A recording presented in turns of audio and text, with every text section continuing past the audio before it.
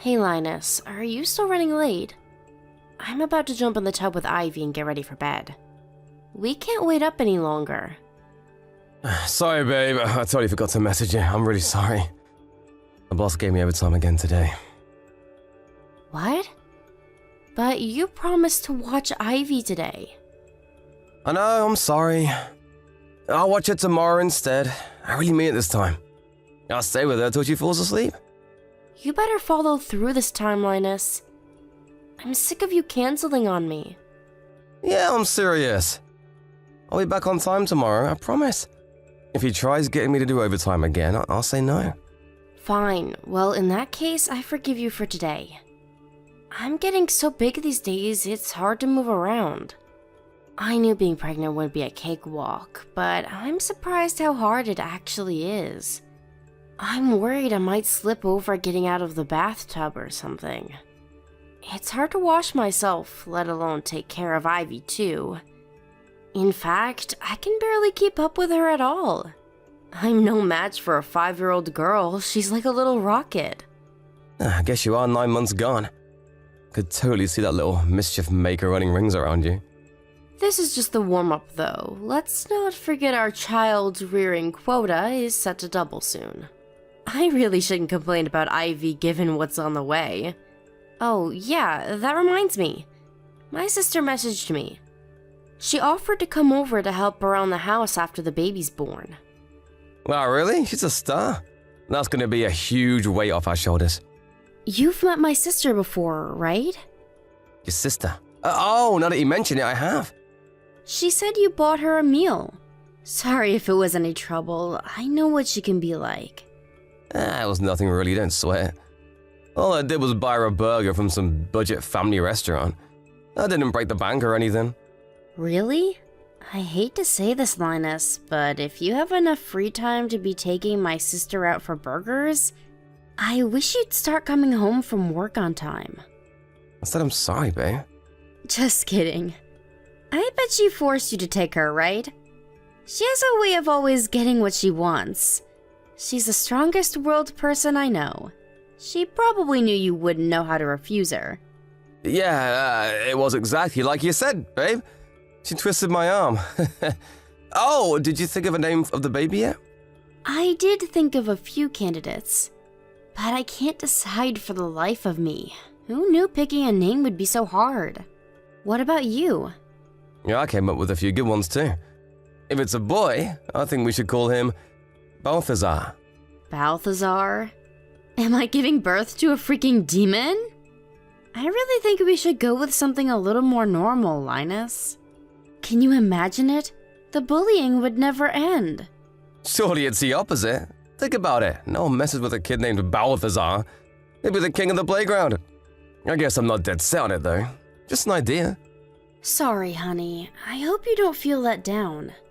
I know you've been trying hard to come up with something, 'cause I'm so indecisive. You know, I read an interesting article lately that said boys with one-syllable names are more likely to become CEOs. Not like he has to be a CEO or anything, but I do think it'd be nice if he had a name that boosted his chances of getting success in the world. I tell you what, let's both think on it a little longer. We can share what we come up with and decide on it together. You care about the number of syllables?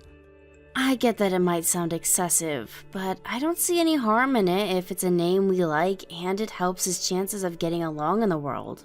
Here, I just looked up the figures. It says that statistically, boys earn on average $3,600 less a year for every extra syllable in their name. Don't worry, I'm fully aware of how materialistic I probably sound. I just think it'd be cool if we could name our boy scientifically, you know? Linus, am I weird? I'd be lying if I said you weren't, babe. It's cool though. We knew that already. I really don't think syllables are that important though. It's not like he absolutely has to have a one-syllable name or anything. But this is our son we're talking about. Surely we should do everything we possibly can to help him get ahead in life. Every I dotted, every T crossed. I'm surprised you're so anxious over all this. Surely this being baby number 2 puts your mind at rest a little. I might have more of an idea what to expect now, but childbirth is difficult, full stop. Plus, this is our first boy.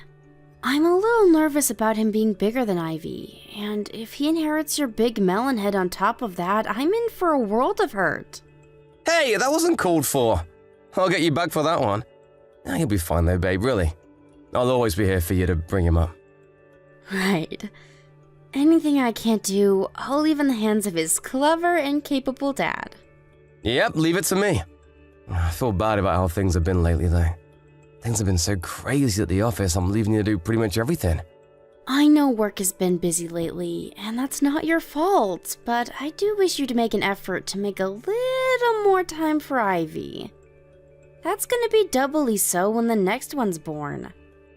Ivy started saying she misses you and asks why you're never around a few weeks back. Damn, am I really at the office that much? You barely spend any time with her. She'll forget you if you're not careful. Will you make sure to prioritize Ivy when our son's born? I'm gonna have my hands full with him. Apparently, it's not uncommon for the firstborn to get jealous and feel lonely when their new little sibling comes into the scene and suddenly starts stealing all their attention. I want us to create the kind of environment that makes it easy for her to accept her little brother and avoid her holding any negative feelings towards him. That's a good point. You're right. Sorry, the boss is shouting at me. I have to get back to work now. No problem, honey. Sorry for keeping you. Good luck. I hope you manage to get out before midnight.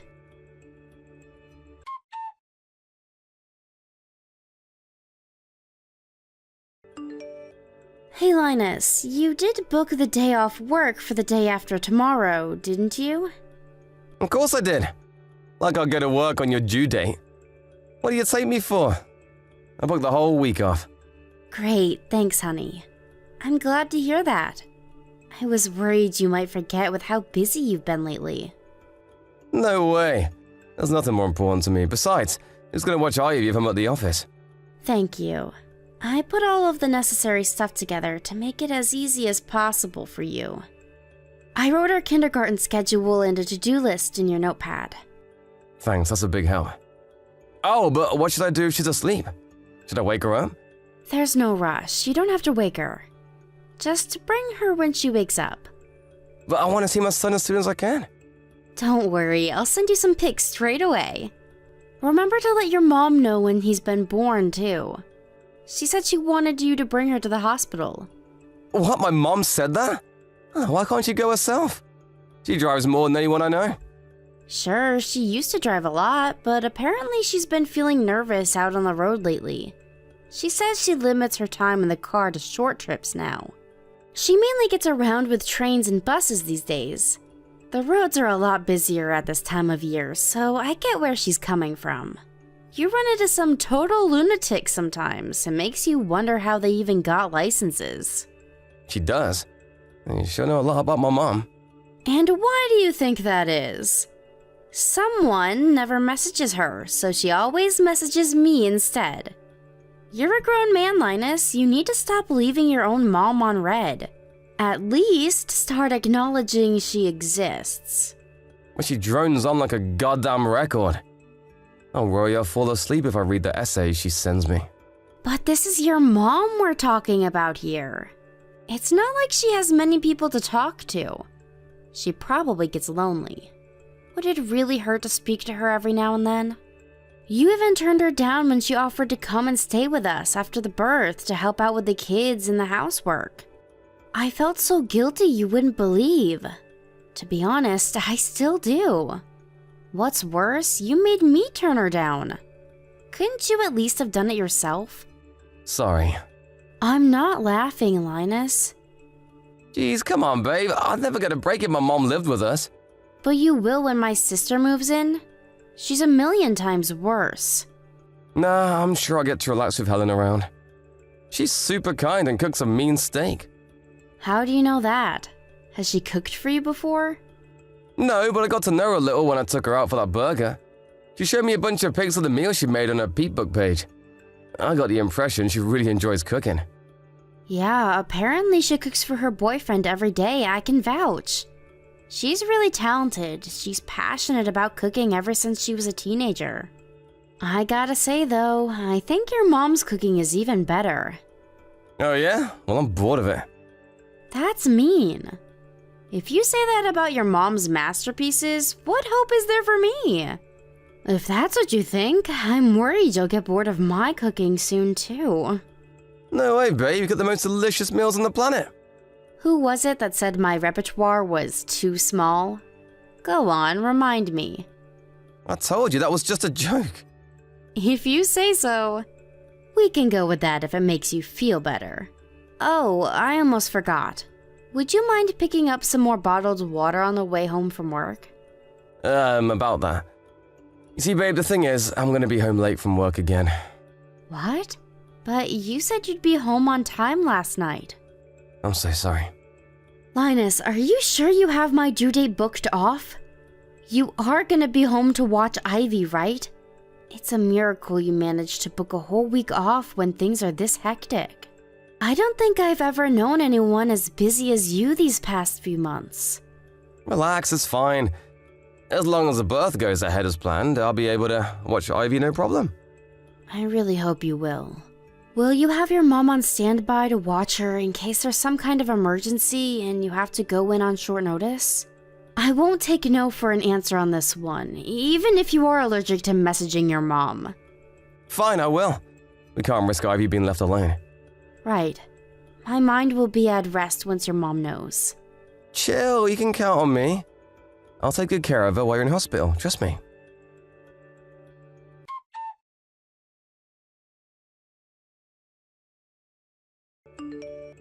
Wendy, get yourself home immediately. Huh? Joan, what's going on? Can't you read? I just told you to get yourself home immediately. Move. To the house? Where else would home mean? I can't believe you left your 5-year-old daughter home alone. You have no right to be a mother. Huh? I'm about to give birth. There's no way I can come home right now. Lies. I just saw you go into that bar by the station. And please, why would you be on your phone if you were able to give birth?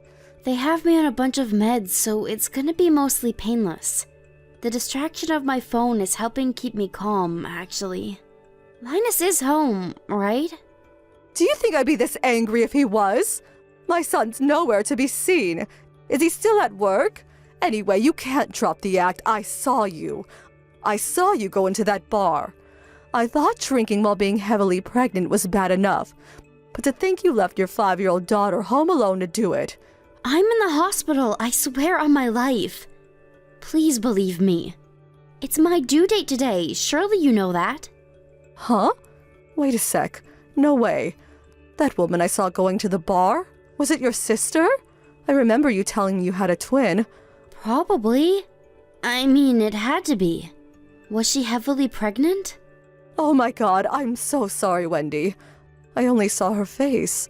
Now that you mention it, I think she might have been slim. Don't worry about it. Me and her are identical twins. People get us mixed up all the time. But what's all this about Ivy being on her own? Is Linus really not home? I searched the place from top to bottom, but he was nowhere to be seen. I was there for at least 10 minutes, so he can't have gone to the store or anything. I was walking home from the station after work. That's when I saw your sister going to the bar. Then I saw Ivy out walking on her own. What? Ivy was outside alone? Right. That's why I was so astonished. To be honest, I saw red. I'm having a planned birth under anesthetic, so I was admitted to the hospital this morning. This has all been scheduled for weeks now. Linus said he was taking a week off work so he could be home to watch Ivy and spend some time with me and the baby after the birth. There's absolutely no reason he shouldn't be home. This makes no sense. What? Then what the hell is he playing at? Hold on, dear. I'll call him. Hang on a sec, Joan. Don't call him just yet. I'm gonna send my mom over to the house. Someone needs to be there to watch Ivy. Would you mind heading back over to that bar you saw my sister go into to check if she's still there? Huh? I have a hunch. I think Linus might be with my sister. But why on earth? I can't tell you why. I just have this gut feeling. Okay, leave this to me and your mother. You just focus on giving birth to your son now, okay? I know this is the last thing you needed today, and it might be difficult to keep your mind off it. But I want you to know we're all here for you, and you have nothing to worry about. Ivy's in safe hands.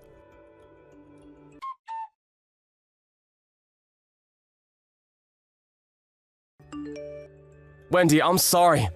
I'm really, really sorry. There's no excuse for what I did. I'm sure you already heard from both of our moms, but I want a divorce. No, wait a sec.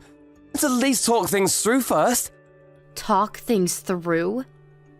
What would be the point in that? Oh, you mean about the child support and compensation? Nah, not that. I mean, about saving our marriage. Our marriage is beyond saving. You cheated on me with my twin sister. I thought it was weird how she had a boyfriend all this time, but I'd never seen him or even any pictures. Turns out it was my own freaking husband. How could you do this to me? I feel broken. Not only did you cheat on me with my sister, but you abandoned me while I was giving birth to our son and left Ivy all on her own at the house to get drunk with her. What choice do I have but divorce? Oh man, I really screwed up, didn't I? I can't tell you how sorry I am, babe. I'm so disgusted with myself, you wouldn't believe. You deserve better. I'm so sorry. Please, babe, you know Ivy is really mature for a 5-year-old. I thought she'd be fine on her own for a little while. It's not like I planned on being out all day. Whether she's mature or not, she's still 5. Your mom found her wandering the street alone at night, for God's sake. She was so terrified in the house all on her own, she went out to try and find me. Do you have any idea how serious this is? Do you have any comprehension of what could have happened to her? I barely bear thinking about it. Did you even think it through? A 5-year-old is more than capable of unlocking a door, you moron. What would we have done if your mom didn't find her? I'm sorry. Sorry doesn't even begin to cut it. You did the worst thing imaginable as a husband and as a father. You're so despicable, I'm finding it difficult to talk with you right now. But our son was just born. Surely you can't raise them both on your own.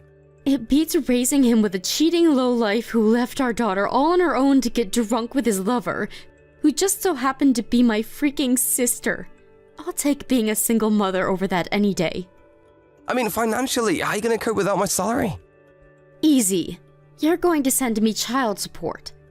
The silver lining here is that you're going to be legally obligated to send me enough money that me, Ivy, and our son can all live comfortably and never want for anything until they're both adults.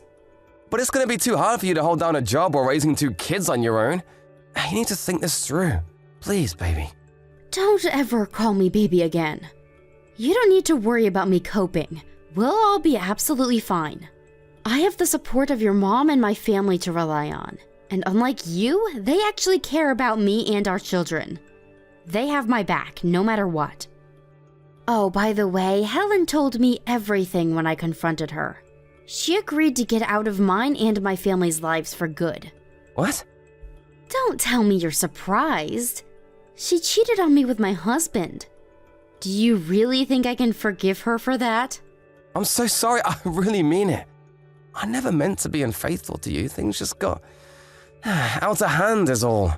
To tell you the truth, I was stressed. You were heavily pregnant and had been so long since well, you know. The pressure just kept building and building, and before long I could hardly take it anymore. That's when your sister invited me out for the meal. I knew you were identical twins, so I shouldn't have been nearly as surprised as I was. But Jesus, you really do look alike. It was like you were right there in front of me. If you think about it, what I did technically wasn't cheating. If anything, it just shows how attracted I am to you. You understand that, right, babe? Excuse me? Are you saying you cheated on me with my twin sister because she looks like me? You disgust me. I didn't think it was possible for you to be any more vile, but you just sunk to new depths. I can't believe this is happening. I did it because I love you, baby. I don't expect you to forgive me, but at least I want you to understand why it happened. I planned on ending things with her when Balthazar was born, I swear. Bullshit, scumbag. And our son is not called Balthazar, you freak. Stay out of our lives forever, you piece of low-life trash. Wendy, please calm down. Don't do this. You're making a mistake. I'll do anything for you to forgive me, anything. Just tell me what you want and I'll do it. Words can't describe how sorry I am. That sorry doesn't even begin to cover it. Let me make it up to you, baby. I promise I'll never meet your sister again. I swear on my life. I don't care. Do as you please. We're getting a divorce, so you're free to continue your needy little romance. No, I don't want her. I want you. I can't bear to lose you. Please, rethink the divorce. I love you. I love you, I love Ivy, and I love our son. You're my world. Please believe me. We are where we are right now precisely because I was stupid enough to believe you. I never want to see your face again.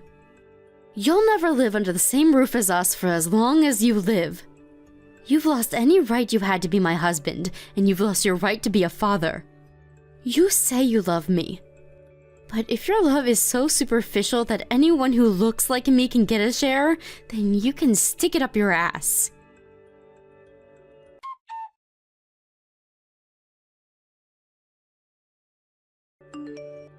Needless to say, I swiftly divorced my piece of trash husband. He showed up at the house in tears, begging me to reconsider while clinging to my leg like a hysterical child. But he didn't have a single ally in either family, and his mom promptly showed up and dispatched him after giving him the dressing down of a lifetime. Apparently, he even told my sister Helen the same thing he told me, that the only reason he ever got involved with her was because we looked the same. With that, she was hit with the harsh reality that she was nothing more than a cheap fling to him. It's not an understatement to say it was the shock of her life. She must have known what she did to me was wrong, because after paying me a hefty sum in compensation, she completely disappeared. Still, I don't have any sympathy for her. She knew it was wrong from the get-go. She probably just thought she could get away with it. Ostracism from her family is her just desserts. As for Linus, he's currently living in our old house while working hard to keep on top of the monthly child support payments. He's always asking me if he can see the kids, but I can't bring myself to let the kind of man who would leave our daughter all on her own like that anywhere near either of them. As far as I'm concerned, they don't have a dad. Of course, things will be different if they say they want to meet him one day when they grow up. But until then, he's nothing but a distant memory. He seems to be under the impression that if he carries on paying child support, that I'll take him back one day. I can confidently state that that ain't gonna happen. He can live tormented by the pain of shame and regret for the rest of his life for all I care. As long as me and my children keep getting our money, I'm happy. I currently spend my days rushing around like a headless chicken, trying to keep on top of the mammoth responsibility of raising 2 small children. I don't plan on going back to work until Aiden has his first birthday. That way, I can spend as much time as possible with him and Ivy while he's tiny and still needs me the most. Even when I do go back to work, my family, as well as Joan, Linus's mom, have all said they'll be there to look after the kids whenever I need them to. I have the best support network in the world, and I couldn't feel more blessed.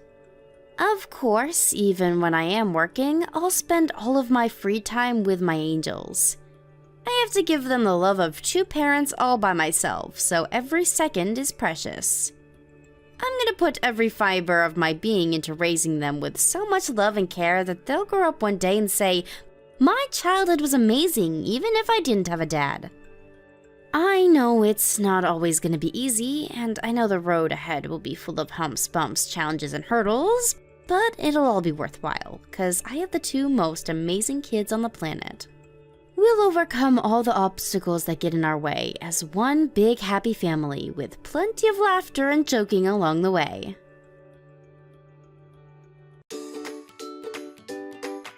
Thank you for watching. Don't forget to hit the like button and subscribe to the channel. I just got off work. Time to go home and eat by myself. Oh, I'm so lonely. Hey, long day at the office? You okay? How are you feeling? I'm fine, but I miss you guys. Oh, I'm so lonely. Oh, Leo, you're so cute. I haven't seen you for 2 weeks. This is ridiculous. I could never work away from home. Can't wait for the weekend, though. You're still coming, right? Yes, how many times are you gonna ask me that? We miss you too, babe. Thanks. I know it's pretty far. I appreciate it. Thank you, Becca. Of course, honey.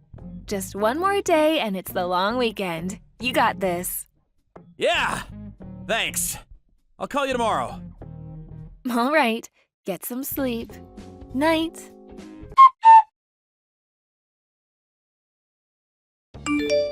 Finally! It's the weekend. I worked my ass off today. I got everything done just in time. I can't wait for tomorrow. Leo, I'm really sorry. I don't think we're gonna make it tomorrow. What? Marina, she's burning up. I just came back from the hospital. Oh no. Is she okay? Yeah, she'll be fine, but still, just in case. I'm really sorry. As long as she's okay, I'm sure she'll be fine. Yeah, but she's got exams coming up, so better not risk it. Yeah, you're right. Get some rest, both of you. Thanks, Becca. I'll call her when I get the chance. Got it. Talk to you later.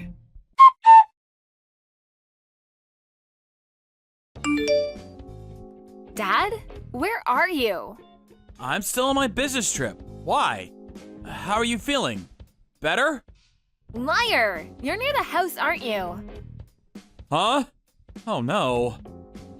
But I just got a call. My friend saw you at the bus stop. My friend Alyssa told me. Oh, darn it. I was trying to surprise you guys. Oh well. You got me. I'm home. I just had to see you guys. I'm almost there. I was getting something to drink at the store. Hold on. Don't come in. Huh? Why? I don't want to see you. Why did you come anyways? You can't just show up like this. Go home. But I miss you guys. And I was worried about you. I didn't mean to upset you. I'm sorry. I'll go home. But can I at least say hi to you? Come on, just come out of the door for a second. I'll wait outside the house. I'm sorry. For what? What I just said, I didn't mean any of that. I'm really happy you're back, but But what? I don't want you coming inside the house because you're gonna be upset. Huh? What do you mean? You're in front of the house, right? Yeah. You sure? Yeah. Okay. Mom? She's with a man. Huh? Your brother, Luigi. Uncle Luigi? What is he doing here? Not sure, but ever since you left for your business trip, he's here almost every day. Oh. What is he doing there? Dunno. I just stay in the closet when he's here, so. What? Why? Mom told me to stay there. She also told me not to tell you. I wanted to say something, but I was scared. They're upstairs then? Yeah, I'm on the first floor. Okay. Marina, I'm sorry you had to go through all this. I had no idea. I'm really sorry. It's not your fault, Dad. I'm sorry too. I should have said something earlier. No worries. Thanks for telling me, Marina. I don't want to live with Mom anymore. I want to live with you. Alright, you got it. But first, can you help me with something? Sure thing. Good girl. Okay then, first, Becca, how's Marina? She's feeling sick. She's burning up again, so... but no worries, I'm taking care of her, so... Oh, okay. Thanks for this. Sure thing. You can count on me. I really wanted to see you, though. I feel so lonely. Really? But you're with Luigi, right? Huh? Luigi. He's sleeping next to you. My brother. What are you talking about? Don't play dumb with me. I'm already home. What? Yeah, I'm watching TV in the living room. You're lying, right? Why would I? Hear that? That was me knocking on the ceiling. I came home. I wanted to surprise you guys. But, I guess that didn't work. So, how long has it been? You and Luigi? Come downstairs. Just be honest with me. Then I might give you another chance. It's up to you.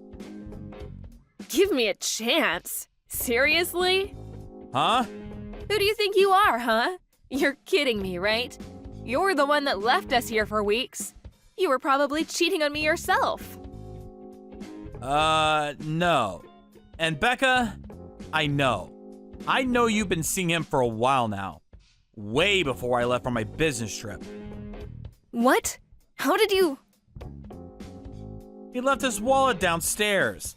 I found a member's card for a nearby motel. Looks like he made this months ago. You went through his stuff? How dare you? What's wrong with you? What's wrong with you? He's my little brother. You realize that? So what? What? He was my type. I saw him at a family gathering and it was love at first sight. I should have married him instead of you. So I started hitting on him and we started seeing each other about 2 years ago. What? What's wrong with you? Luigi is married. He has a wife. You mean that old hag? She's a year older than you. Still, she's old, and I'm way hotter than she is. She didn't stand a chance against me. Fine, I've heard enough. I guess you're not gonna change. Change? For what? In fact, I'm relieved. What? Now that you know, I don't have to worry about you finding out. I can invite him over to the house anytime I want now. Huh? You heard me. Now Luigi and I can spend more time together. Are you insane? You really think I'd let you do that? How stupid are you? Just give it up. You don't have a choice here. What? You love Marina, and you love me. You can't live without us. You'll never be able to live on your own, and you know it. Look, I'll still be nice to you and do things around the house for you. Luigi and I are in love. Just accept it. Then everyone's happy. Fine. Yay, I knew you'd understand. Come downstairs, both of you. I'm in the living room. Let's talk. Got it. Be down in a few minutes. Oh, and I might be pregnant with his baby. Oh well. Why aren't you picking up? You should have seen the look on your faces when you walked in. It was priceless. You okay there? Don't run away. Come back. What the hell? Vito? Raquel? Why are your parents here? Surprise! Screw you. That was so funny. You two weren't even wearing clothes. Not sure why you did that, but too late for regrets now. By the way, your parents are on the way right now. And Luigi's wife and her parents too. They'll be here in a few minutes. What? Why? I told them to come. Why would you do that? Why not? What did you think I was gonna do? And don't even try to deny it. I already told them everything, so... But you said you were okay with this. And you believe me? How dumb are you? Why should I raise his kid? You're out of your mind. I'm done with you. I'm getting a divorce. Come down right now. What? Divorce? Hold on, Leo. Stop. Why? Why? Seriously? You slept with my little brother. I'm done with you. And after what you did to Marina, telling her to stay in the closet like that? And you barely cook for her. Meanwhile, you and Luigi were going out to nice restaurants using my money. You're unbelievable. I had no choice. I couldn't have her around when he was at the house.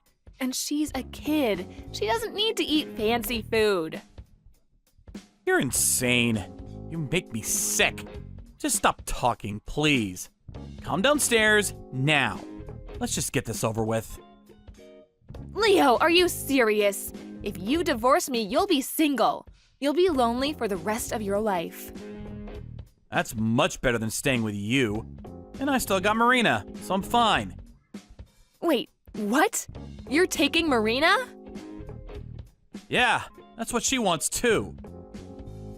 Oh, all right. Fine by me. Huh? Try getting married when you have kids. It just makes it harder, you know. If you're gonna take her, then fine, I'll sign. I'll just marry Luigi. And if our parents say no, screw them. We don't need their permission. You just don't get it, Leo. We are in love. You can't stop us. All of this, it's just gonna make our bond stronger. Too bad. Sorry to interrupt, but you're the idiot here. Huh? Luigi isn't leaving his wife. What? He probably did this to get his wife's attention. Huh? He told me before. His wife wasn't paying any attention to him. He was like, maybe if I cheat on her, she'll change. Didn't think he would actually do it, but... And why you? Whatever. Wait, so he doesn't love me? I don't know. Ask him. He's right next to you, right? Leo, I'm sorry. I apologize. Please, don't divorce me. Please? Please. Let me guess. He's not leaving his wife. No, he's such a dick. He was so nice to me all this time. He tricked me. Yeah. Can you just come downstairs? Let's just get this over with. Promise me, no divorce. I'm not coming down until you promise me. Too late. No! What am I gonna do, huh? I can't live on my own. What am I supposed to do? You're just gonna throw me out? I'm not leaving this room until you give me your word that you're not going to leave me. You sure about that? Huh? Dad just went upstairs. He's furious. He's probably gonna kick the door in. Watch out. What? No, wait! Do something! No worries. You guys are in love, right? You'll figure something out.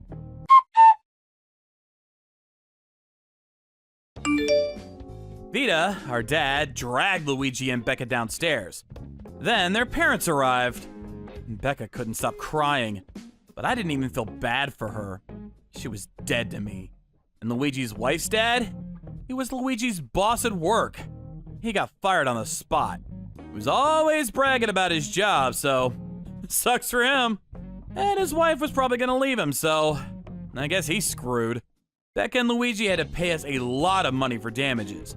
They were up to their necks in debt now. Oh well, good riddance. I put my old house for sale.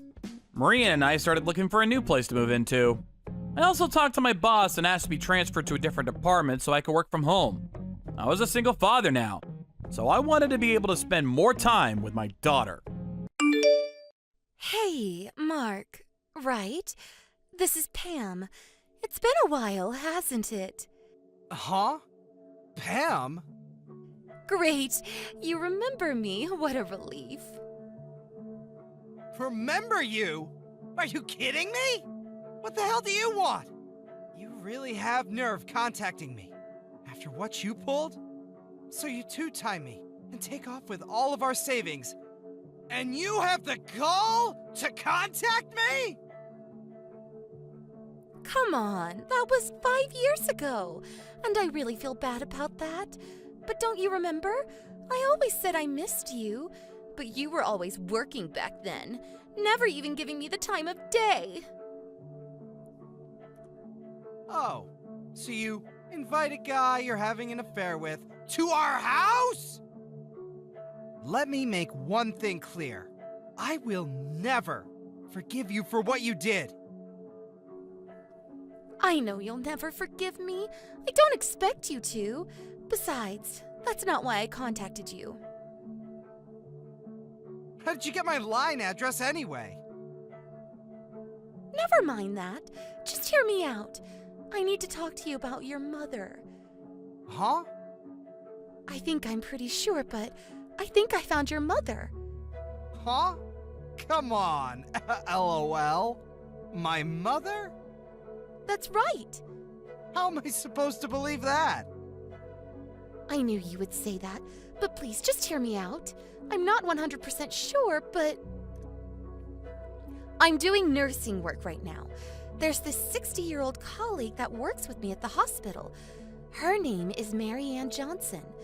Johnson was your mother's maiden name, right? Yeah, but there are a lot of Johnsons around. Anyway, you told me once before, but I wasn't sure. Mary Ann said she was married once before. I asked her if she had a son, and she said she had a son named Mark.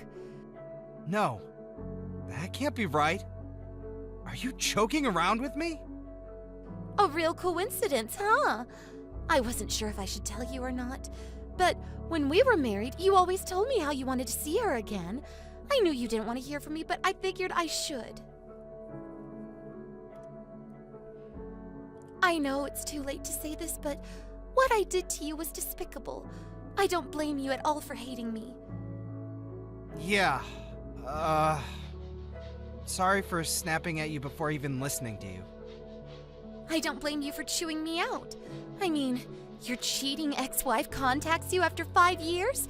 I would be pissed too. I'm really sorry. So about this, what should we do? Do you want to meet her?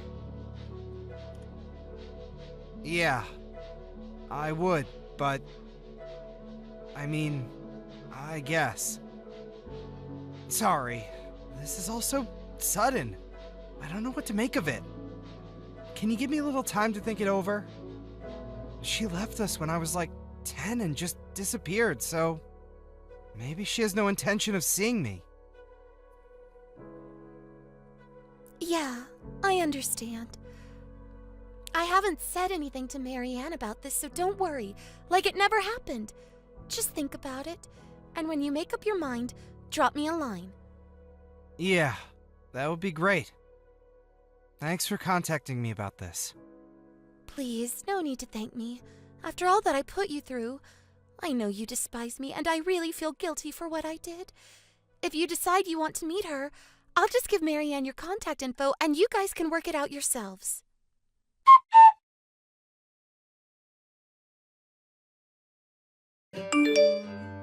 Hello. Is this Mark's line address? I wasn't sure. This is Mary Ann Johnson. Pam gave me this contact, so here I am. Yes, this, Mark? Huh. I feel kind of strange saying this, but is this really you, Mother? Yes. Everything seems to fit. Pam and I were exchanging information and everything seemed to match up, you know? I don't have real proof to verify everything, though. Your father was named James, right? I left home when you were 10, as I recall. And your father worked at PT Corporation, right? Yes, that's right. Everything matches. I know it's too late to say this, but Mark, I'm so sorry. I was so stupid. How could I have done that? Leaving you. Please, Mom, don't apologize. There was a time when I despised you for leaving, but I'm sure you had your reasons. Anyway, I'm all grown up now. The past is the past. I think I can think clearly now.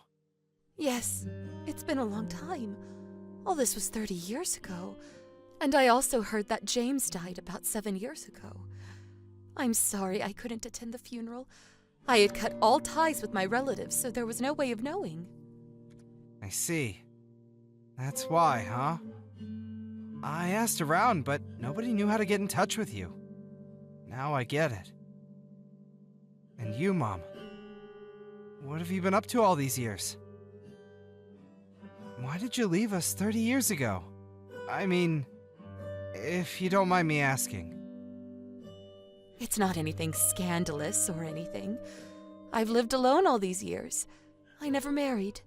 And I can say this now since it's been such a long time. I left home, left James, because he had an affair. Huh? Dad? He had an affair? I'm really sorry to have to tell you. I know it's painful to hear after all these years. For you, he was a very good dad. But for me, I just could not bring myself to forgive him. Whenever I looked at him, I became so overwhelmed with grief and sadness. I could not live with him any longer. At first, I was planning on taking you and leaving, but I was not confident I could bring you up properly. Your father was financially in a better position. I was just a housewife. I could barely support myself. I'm so sorry. Please, Mom, don't worry about it. This is the first time I'm hearing about this. I was just a kid. I thought you just got tired of me and left. That was not it at all. I would never do such a thing. All these years, a day did not go by that I did not think of you. I wanted to see you so badly, but I felt ashamed. I could not show my face in front of you. I know it's been years, and it's a strange way to meet again, but will you think of me as your mother? Of course! I would really love to see you again. But could you give me a little time? It's just that, you know, meeting just like that. I understand perfectly. Let's keep in contact for a while, and then, when we both feel the time is right, we can make an appointment and meet up somewhere. Oh, Mark, you turned out to be such a kind and considerate person. Actually, you were always like that. You haven't changed one bit. Yes, I agree. Let's do it your way. I can't wait to see you again. Okay, Mom. I'm pretty beat, so I think I'll turn in. I'll contact you in a couple of days. Sorry. Don't worry about it. It's fine. I'm not going anywhere. I'll always be here for you.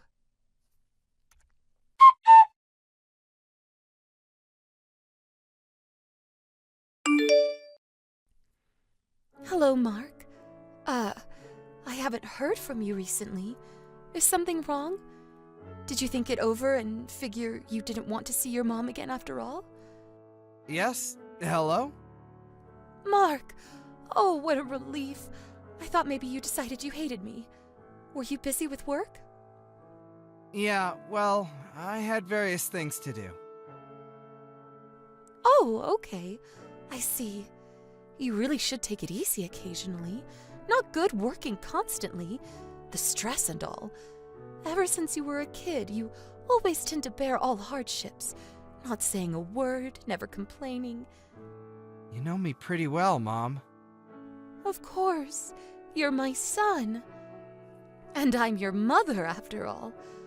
Oh, yeah. Mark, there was something I wanted to ask you, and I've been trying to contact you. Oh, yeah. You did mention something about that. Yeah, that's right.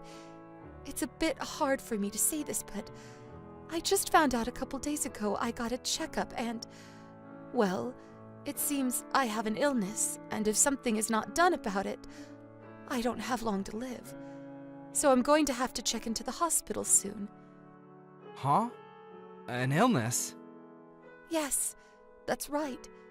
And to think I just got into contact with my long-lost son. I'm so sorry, Mark. So, This is really hard of me to say, but could you lend me $30,000? I heard you started your own business and you're doing quite well, right? I can use my insurance and I'll be reimbursed later, but until then, I need my son to live on. Could you help me out, son? Oh, I see. Yes, that's the predicament I'm in. I'm so sorry to ask you. So that's the plan, huh? Huh? What's this about a plan? My mother died last week. Come on, Pam. I know it's you. This idiotic charade is over. Your little scheme of using 2 phones? Nice try. If you have enough to purchase 2 smartphones, pay back your debts first. See you around, Pam. Mark, what are you saying? I'm your long-lost mother. Don't you want to help your dying mother? Okay, Mother. I'll call you right now. Let's talk directly. I thought it was kind of weird you never answered the phone. I ask you if I can call and you decline. Every time. Once I hear your voice, well, it's game over, right? Nice try, though. No, you got it all wrong. Your mom really existed and she was not sure how she should converse with you, so she asked me to act on her behalf. Yeah, that's it. I was texting you on her behalf. You really got nerve to keep up this charade.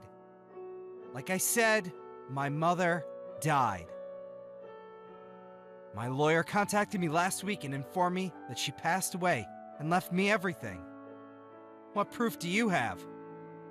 I was looking through her belongings and found all my childhood documents. There were a bunch of photos of my mother in there too. Do you have a photo of this person you purport to be my mother? I don't know anything about it. All I did was act as a go-between for you and your mother, that's all. So, you're still gonna act dumb. Alright then. The reason I didn't contact you these past few weeks is because I was doing a little background check on you. Well, first off, you had an affair and took off with all of our savings. I heard you remarried, but then you cheated on the guy. Is that true? The guy is demanding that you pay him compensation for cheating on him. In addition, you had some huge debt that your husband didn't even know about. So you came up with this scheme to pretend to be my long-lost mother so you could con me out of money. Is that about right? How could you? Snoop around and check my background? What are you, some kind of perverted weirdo? Now, who's the weirdo here? Pretending to be my mother, making up the story that my father had an affair?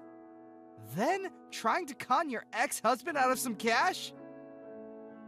You found out I became successful, and that's why you approached me. That was some scheme you came up with.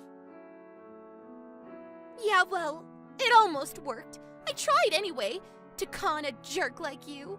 I didn't figure you would be so easily duped. Man, that was easy.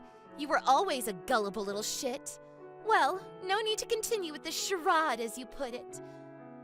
So, you think that's the end of it, huh? Okay, have it your way. I was gonna help you out if you'd been straight with me about masquerading as my mom, but... Huh? Really? Well, actually, I am in a bit of a bind. I really need a little cash. I knew I could count on you to help me out of this mess. I apologize for pretending to be your mom, so please, help me out, would you? Hey, can I call you right now? No, I would rather stick with texting, if you don't mind. Huh? I just said it. What about the money? I just told you I was being honest with you. Oh boy. You never learn, do you? You're really desperate, aren't you?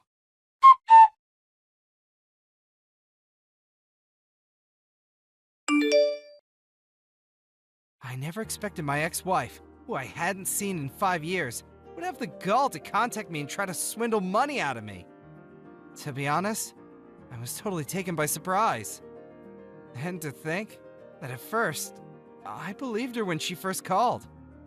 After how she treated me, I'm losing my touch. But I wanted to see my mom while I was still alive. So I guess I was hoping against hope, I suppose. But when my lawyer contacted me to inform me that my mother had passed away, everything became clear to me. I realized I was being swindled again by my ex-wife. I hired a private investigator to check up on my ex-wife. It's true that she was working as a nurse at some hospital, but there was nobody at her place of work that had my mother's name. That part was all made up. As for Pam, she cheated on her current husband, who hired a lawyer to demand compensation from her. On top of that, she was heavily in debt. I immediately blocked Pam and my fake mom from my Line app. I guess she didn't have enough to pay for a third phone. But the fact remains that she tried to con me out of my money. So I talked to the police about the situation, but no charges were brought. I was shocked by my mother's death, but because of that, I was saved from being swindled out of money. Maybe it was the last parting gift from my long-lost mother. Seymour, how is your mother? She looked better, but she's still out of it. You took her to the hospital, right? Yeah, it's a small hospital, though. Doctors said we'll just have to wait and see. They ran some tests on her, and she looked okay, but they told her to go to a bigger hospital for a CT and an MRI, so... But she hates hospitals, so... I'm not sure how I'm gonna convince her to go. I see. Yeah, I hate hospitals too. Who doesn't? And it's hard to admit that you have dementia. My grandma was the same way, so I know. Yeah, she keeps saying she's fine. But I'm worried. She's been out of it for a while now. But when she's talking to the doctor, she seems fine. Yeah, Mom said the same thing about her grandma. She did the exact same thing. For some reason, she felt much better when she was seeing her doctor. Oh, I see. Hey, May? Could you keep an eye on her? She lives by herself, so I don't know what she does during the day. If you could go see her, that would be so helpful. Of course. Your mom's been good to me. If you want, she can move in with us. I don't know about that. She can get pretty annoying. She's always bugging me about grandkids. You don't have to deal with that. I told her to stop many times, but she won't listen. It's probably because you're her only child. It's understandable. And her friends are probably talking about their grandkids, so don't be so hard on her. May, you're too nice. I'm so glad I married you. You're so sweet. Oh, stop it. You're sweet too. Don't worry about your mom. I'll keep an eye on her. Thank you. We'll see how things go this week, and I guess we'll see from there.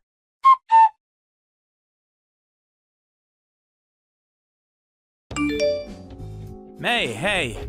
How was Mom today? Hey there. Well, I'm not a doctor, but she might have delirium. What's that?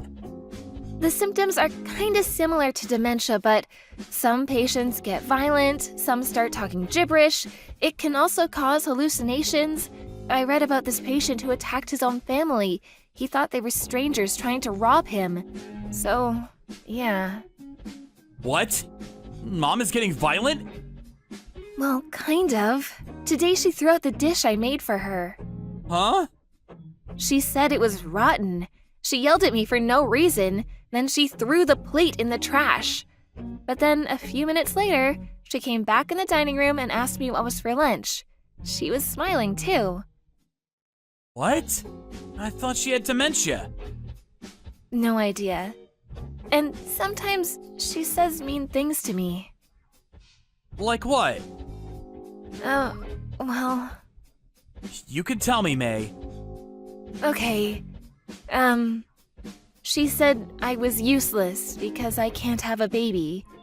But she's never said anything like that before. She always talked about grandkids, but never like this.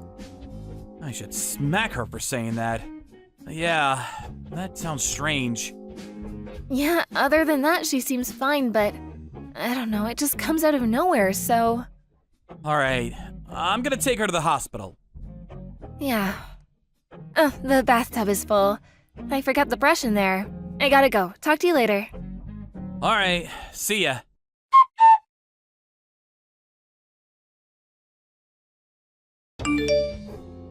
Seymour, is May okay? She scared me yesterday. When I got home, the place was soaked. I heard the ambulance come for her. Mom, what have you done? Huh? May is unconscious. This is your fault. You're lying, right? Why would I lie about this, huh? She called me at the last minute, but if she didn't, who knows what could have happened? You're the one that told her to fill up the bathtub, right? But you weren't home. What? I don't remember that. I was out eating dinner with friends. I told her, she probably forgot. Stop. Just stop. Drop the act. You're not crazy. I know you pushed her into the bathtub. What? How can you say that? I never do that. And I know I'm not crazy. Why didn't you call 911 immediately then? She was seriously hurt. I have no idea what you're talking about. I never do that to her. You were laughing at her. You're a terrible person. You make me sick. What? I laughed at her? How do you know that? Did she tell you that herself? Stop lying. And I didn't push her that hard. It's not my fault she slipped. So you admit it. You pushed her. I didn't. I have no idea what you're saying. My memory, it's all fuzzy. How convenient. At first, we were worried about you. But it was all an act, huh? You're insane. And she told me all the horrible things you said to her. What? She told you that? I mean, you got no proof. Stop accusing me of things like that. Why are you taking her side anyways? I'm your mother. You should trust me, not her. You threw out the dish she made for you. Then you called her useless for not having a baby. Then you pushed her into the bathtub. How am I supposed to trust you, huh? I told you, I don't remember any of that. You can't hold me responsible for something I don't remember. This is terrible. You're not gonna admit it? Fine. But your neighbors? They told me everything. You told them you were pretending to be senile to mess with May. I got multiple witnesses, so don't even try to deny it. And, all the neighbors were disgusted with you, in case you didn't notice. What?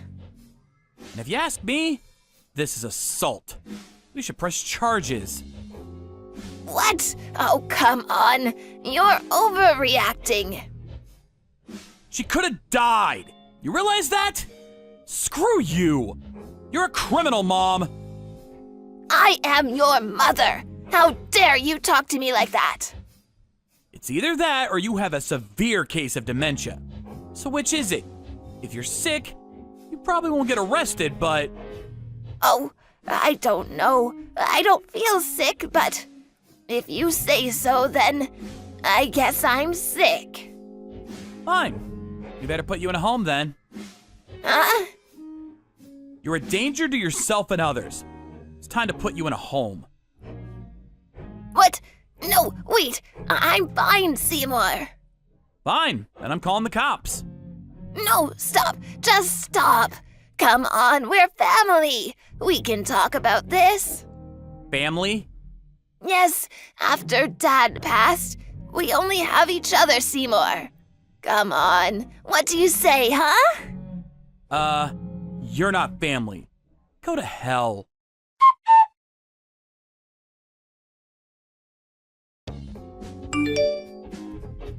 She put up a pretty good fight, but Seymour ended up putting her in a home.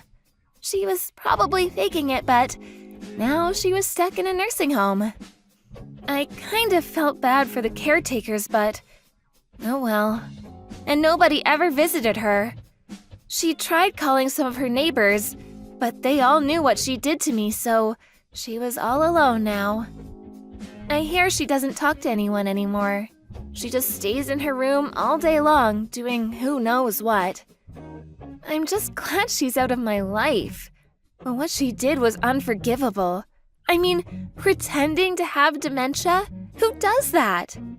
I guess she did it to get back at me, but still, it's an insult to real patients suffering from the illness. She made me sick. I saw my grandma go through it, and it wasn't easy, so...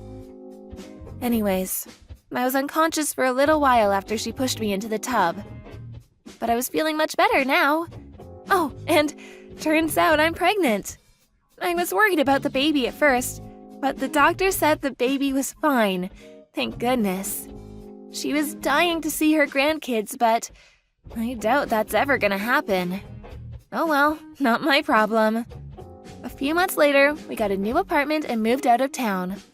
I loved my husband very much, so I wanted to be friends with his mom too, but oh well, too late for that now. Whatever, I'm just glad everything worked out. Hey, we gotta talk. What? Make it quick. The race is about to start. What do you want? I don't have time for this.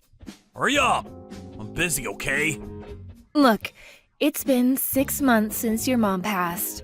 And Sally, she's out of the house. So I want to be free. Huh? What do you mean? You're free to do whatever you want. You really think that? I want to be free from you. You can't keep a job for more than a few months. All you do is drink and gamble. You said you were sick, but the doctor said you were fine. Doctors are idiots. I'm sick, okay? I know I am. It's got something to do with my head. Your mother has been good to me, and Sally was still living with us, so I didn't want to get a divorce, but I'm through. You're dead to me.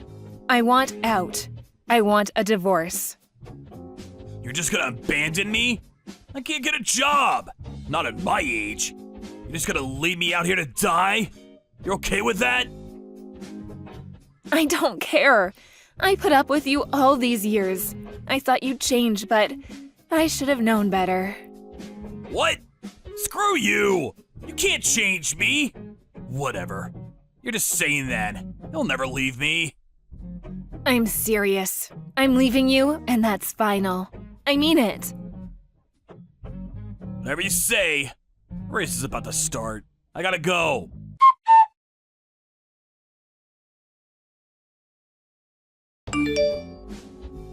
Where are you? Mom passed out. She's in the hospital.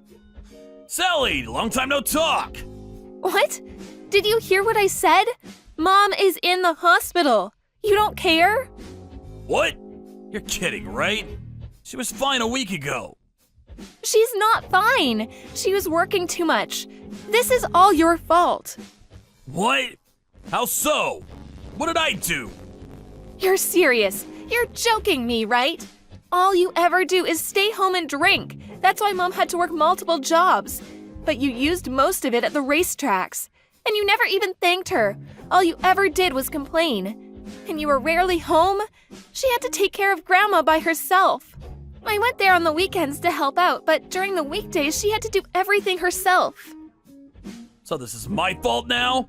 Then why did you move out? This is partially your fault too. I wanted to get away from you. That's why I moved out. And unlike you, I got a job. I can provide for myself. You made Mom do everything. You're pathetic. Can't work, okay? I'm sick.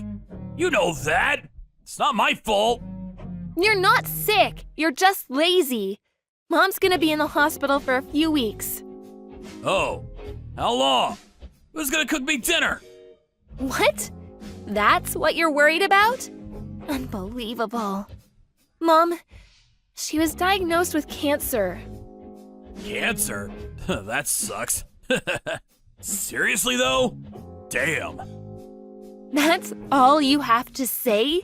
What is wrong with you? Oh, wait. I get it. What? I get it. You're making all this up so I'd agree to the divorce. Got it. First, she's gonna move out. Then she's gonna wait until I say yes, isn't she? What? That's not it at all. She's really sick. Yeah. Sorry you had to deal with her nonsense, Sally. Don't worry, though. She's just doing this to get my attention. She's obsessed with me. She'll never leave me. She loves me, so no worries. You're insane. Screw this. I'll take care of Mom from now on. You're not leeching off of her anymore. I've known her for years, longer than you have. I know her. She'll never leave me. Trust me. Tell her to do something about dinner, okay?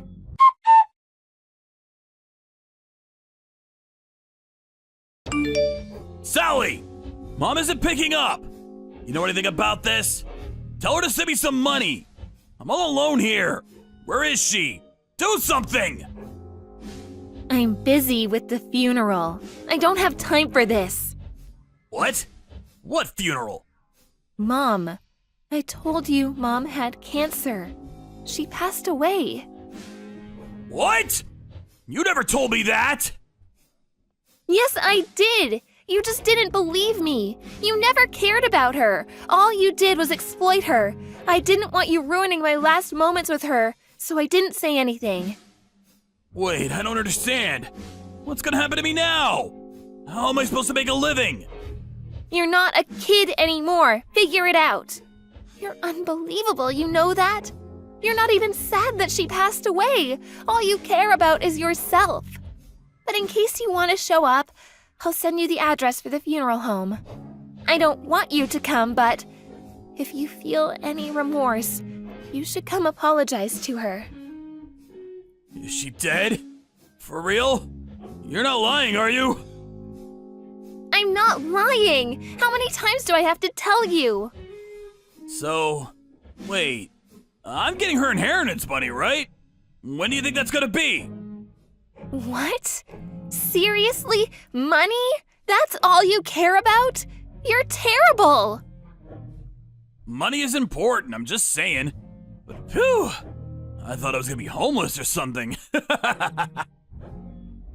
You might be. What? Why do you think you're getting her inheritance money after all the things you've done to her? I'm her husband! I'm entitled to that money! You're not getting a dime. I donated everything to charity. Well, I left some for my wedding, but other than that, I gave it all away. You're lying, right? Why would you do that? Charity? You're kidding me, right? Who did you give it to? She probably didn't want to leave you anything. She donated everything to medical research. Unlike you, she was a kind and caring person. All you ever cared about was yourself. You're on your own now. You bitch! Wait, what about my mom's inheritance money? Give me some of that! That's my mother's money, which makes it my money! Oh, that? She left everything to Mom. What? Your mother felt terrible. She kept apologizing to Mom even on her deathbed. She was ashamed of you, so she left everything to her. She said it was the least she could do. She hired a lawyer to write a will and everything. And it's all gone now. Like I said, she donated everything to charity. Oh, no way. Why? Even your mom gave up on you. You're pathetic. I'm ashamed that you're my father. Sally, she left you some money, right? You think you could loan me some cash? She gave you some money for your wedding, right? Come on, I need money to survive. Seriously? You really think I'd give you a dime? If you really think that, you must be delusional. Then, move in with me. The house is under my name, so you can live here for free. What do you say? That's a pretty good deal. No, I don't think so. Stop trying to leech off of me. It's pathetic. You know what? You're no longer welcome at the funeral. Don't ever contact me again. Sally! You're the only family I got! You're dead to me. I got no time for this. I'm busy. Go to hell.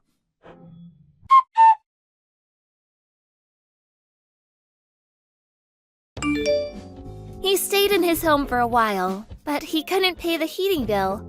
A few months later, he disappeared into thin air. And when I went to the house, it was a mess.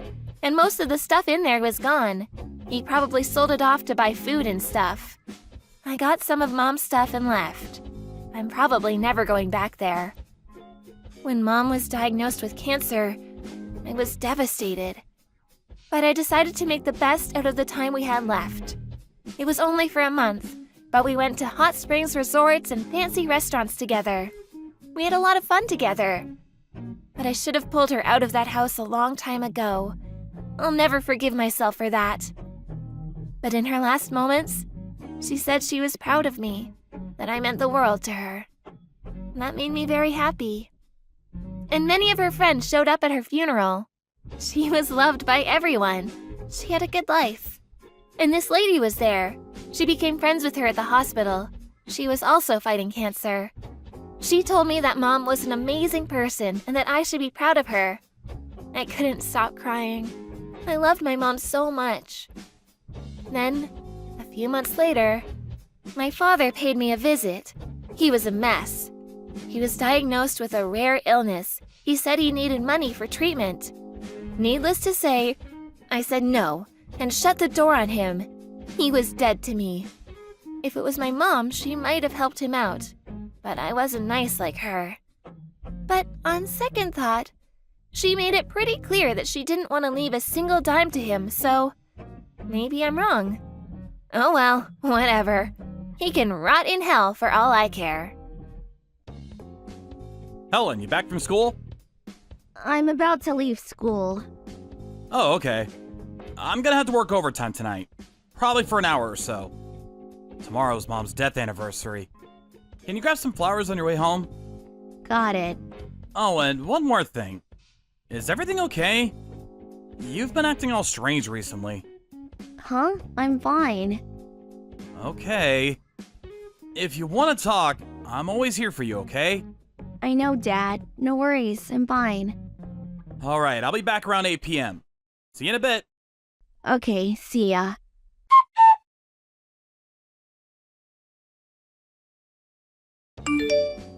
Helen, where are you?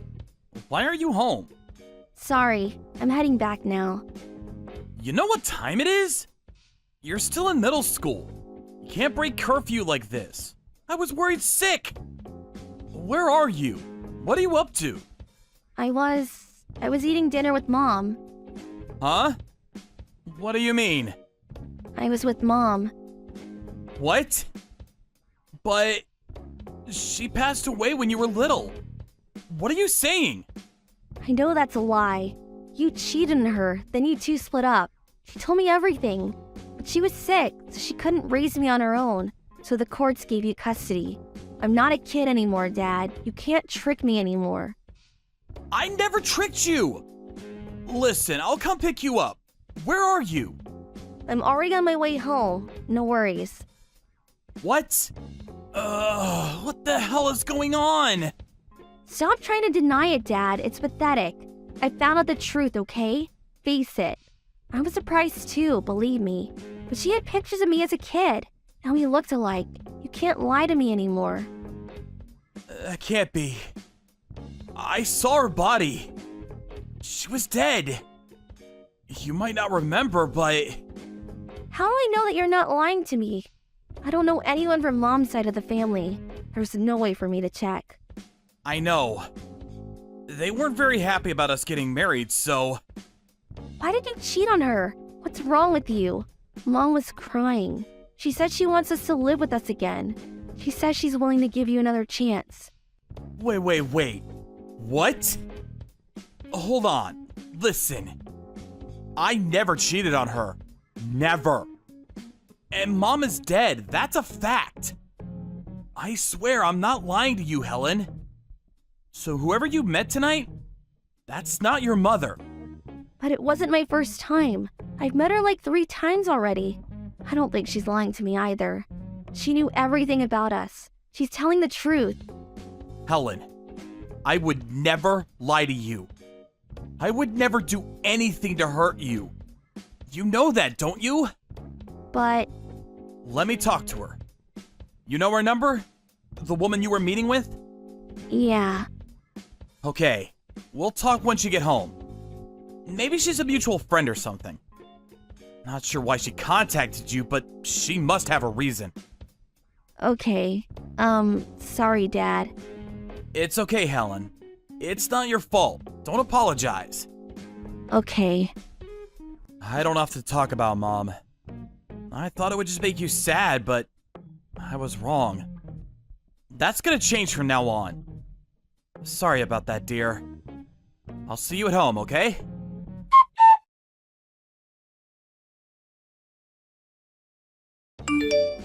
Why did you contact her?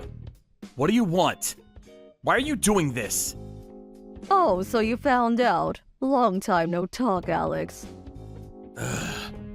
Answer my question. What's going on here? Why are you talking to my daughter? Oh, loosen up. It's been ages since we last talked. I almost had her. I came so close. What are you talking about? What are you up to? Whatever. She was bound to find out sooner or later after the marriage.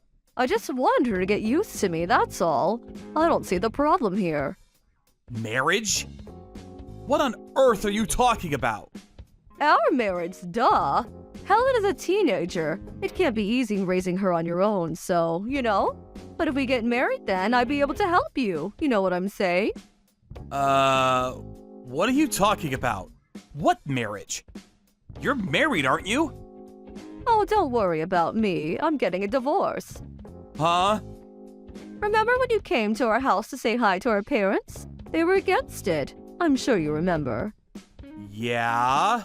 I told them what a terrible person you were. That's why they were so against it. I was hoping you two would split up after that, but... What? Why? Why would you do such a thing? I don't understand. What do you think? I liked you, duh. I've always liked you. But my sister took you away from me and ran off.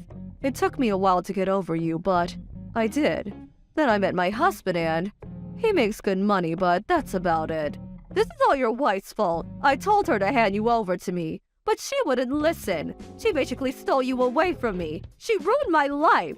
My husband makes good money, sure, but he's ugly, and he stinks. And my son looks exactly like him. He's hideous. I hate my family. I knew something had to change. I didn't want to spend the rest of my time with my ugly family. Then, I saw you guys. You and Helen. So what? It was no coincidence. It was some sort of sign.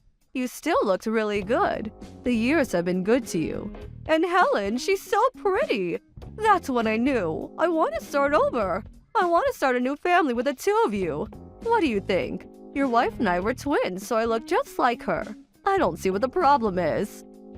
No, I don't think so. She was the love of my life, and nobody can replace her. Not even her twin sister. And you're not making any sense. And how can you lie to my daughter like that? You can't do this to us. Please don't ever come near us again.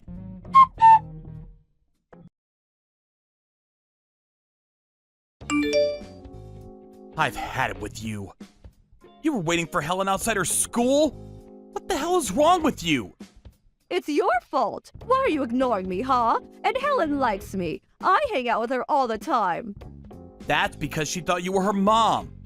I already talked to the police about you. Police? I didn't do anything. You sure about that? You called her more than 100 times a day. And you're stalking her.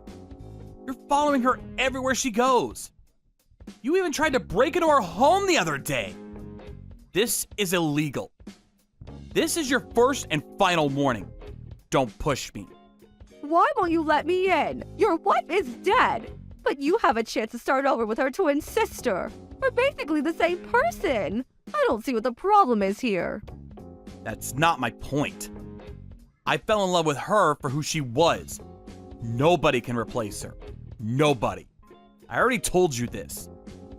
And, you're nothing like her. You make me sick. I mean, what kind of person does this?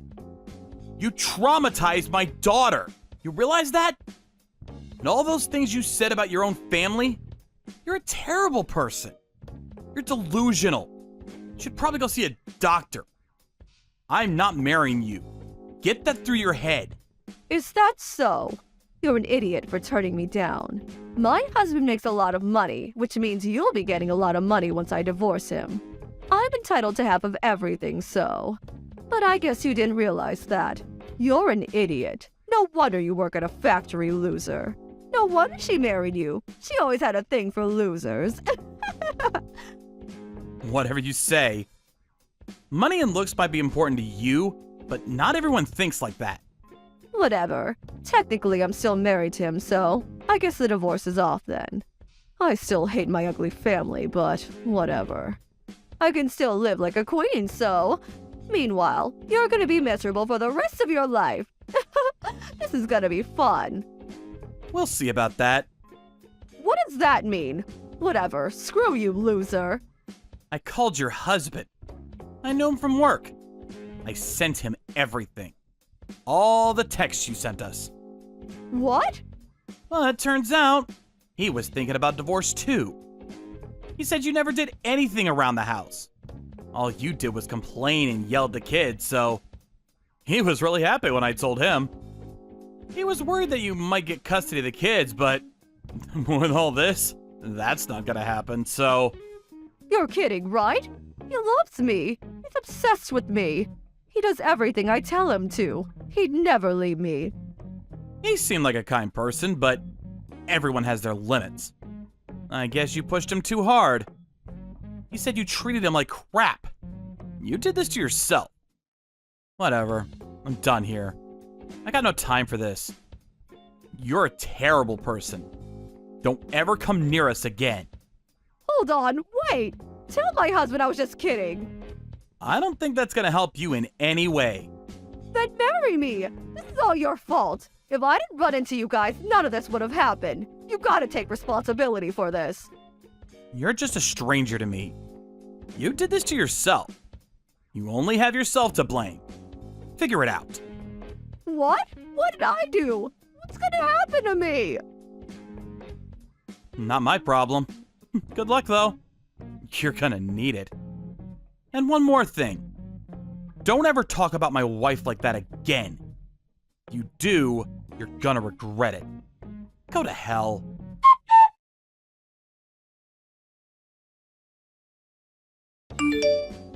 Her husband left her after that. She got kicked out of the house. She put up a pretty good fight, but the courts ruled in her husband's favor. She thought she was gonna get half of his stuff, but since she never did anything around the house, she got nothing. Not only that, her husband sued her for damages. So now she was up to her neck in debt. She had nothing now. She was screwed. Then, her husband contacted her parents for me and told them what happened. They paid me a surprise visit one weekend to come see us. They were really happy to see Helen. They told Helen all kinds of stories about her mom. My sister-in-law tried to leech off her parents after she got kicked out of the house. But they knew about everything she did, so they weren't going to help her in any way. They ended up cutting all ties with her. Oh well, sucks for her, but not my problem. I started talking more about my late wife to my daughter. She loved it when I told her stories about her mother. Anyways, it was a rough couple of weeks, but I'm just glad everything worked out. Thank you for watching. Don't forget to hit the like button and subscribe to the channel. Hey Dad, it's Rosie. Sorry to bug you while you're at work. I know you're probably busy. Huh? Rosie, how are you? Wait, are you on your mom's phone? What's up? My phone's battery died. That's why I'm using Mom's. The results for my college entrance exams just got announced and I wanted to share the news. You've already seen them? This is where you find out whether you got into your first choice of college, right? Yep, that's right. So, without further ado, can I tell you? Go on, the suspense is killing me. How'd you do? I passed. Woohoo! Nice! You got into your first choice of college. Congratulations, sweetie. That is my girl. Thanks, Dad. I'm so pleased. It feels even better because there were so many people at school who said I couldn't do it. I couldn't be happier right now. I never doubted you for a second, because I know that when my daughter sets her sights on something, she gets it. Wow. Really? Really. I remember how you used to say you were going to look for work straight out of high school, and it's no secret how much you used to hate studying. Which is why I knew you must have been doing some serious soul searching when you told me you were shooting for a place at Peeps University. The look on your face alone told me how serious you were. It was plain for anyone to see how hard you were studying. Let's face it, sweetie, with commitment like that, it was only a matter of time before you achieve your dream. I'm so proud of you. I guess I changed when I decided what I wanted to do with my future. I lost count of the amount of caffeine-fueled study binges and sleepless nights I had this last year. I practically lived in the library. I was in there every day after school and on all my days off. I even locked all my games away and gave the key to my friend. You worked harder than anyone. It's amazing to think you went from literally never studying because you hated it so much to being in the library so much you should have probably been paying rent. There's only one thing for it. We're going out to celebrate today. How about we go out for a meal at one of your favorite places? My tree? It's fine. You don't have to do that. Huh? How come? Surely you want to celebrate. You worked hard and you deserve it. Oh, don't think it's any trouble. I'll love to treat you. How about hamburgers, huh? Or maybe we could grab a pizza? But Pizza University is a private college, Dad. My tuition fees aren't gonna come cheap. I think you should save your money. What are you talking about? It almost sounds like you're disappointed you got in. You went with them because they offer the best diploma in the country for what you want to do, right? If that's what it takes for you to succeed, I'll pay your college fees 10 times over. Don't sweat it, sweetie. The money's not an issue. Besides, it's a celebration. What's money even for if you can't take your daughter out to dinner on one of the biggest days of her life? This college is expensive, Dad. It's obviously gonna bother me when you're already spending so much. I told you, Rosie, you don't have to worry about that one bit. All I ask is that you go to all of your classes. No playing hooky, okay? Will you promise me to make your time there count? There's no doubt about it. Getting into a college like that is a huge achievement. But it's still just the beginning. The real hard work is still ahead of you. Yeah, I promise.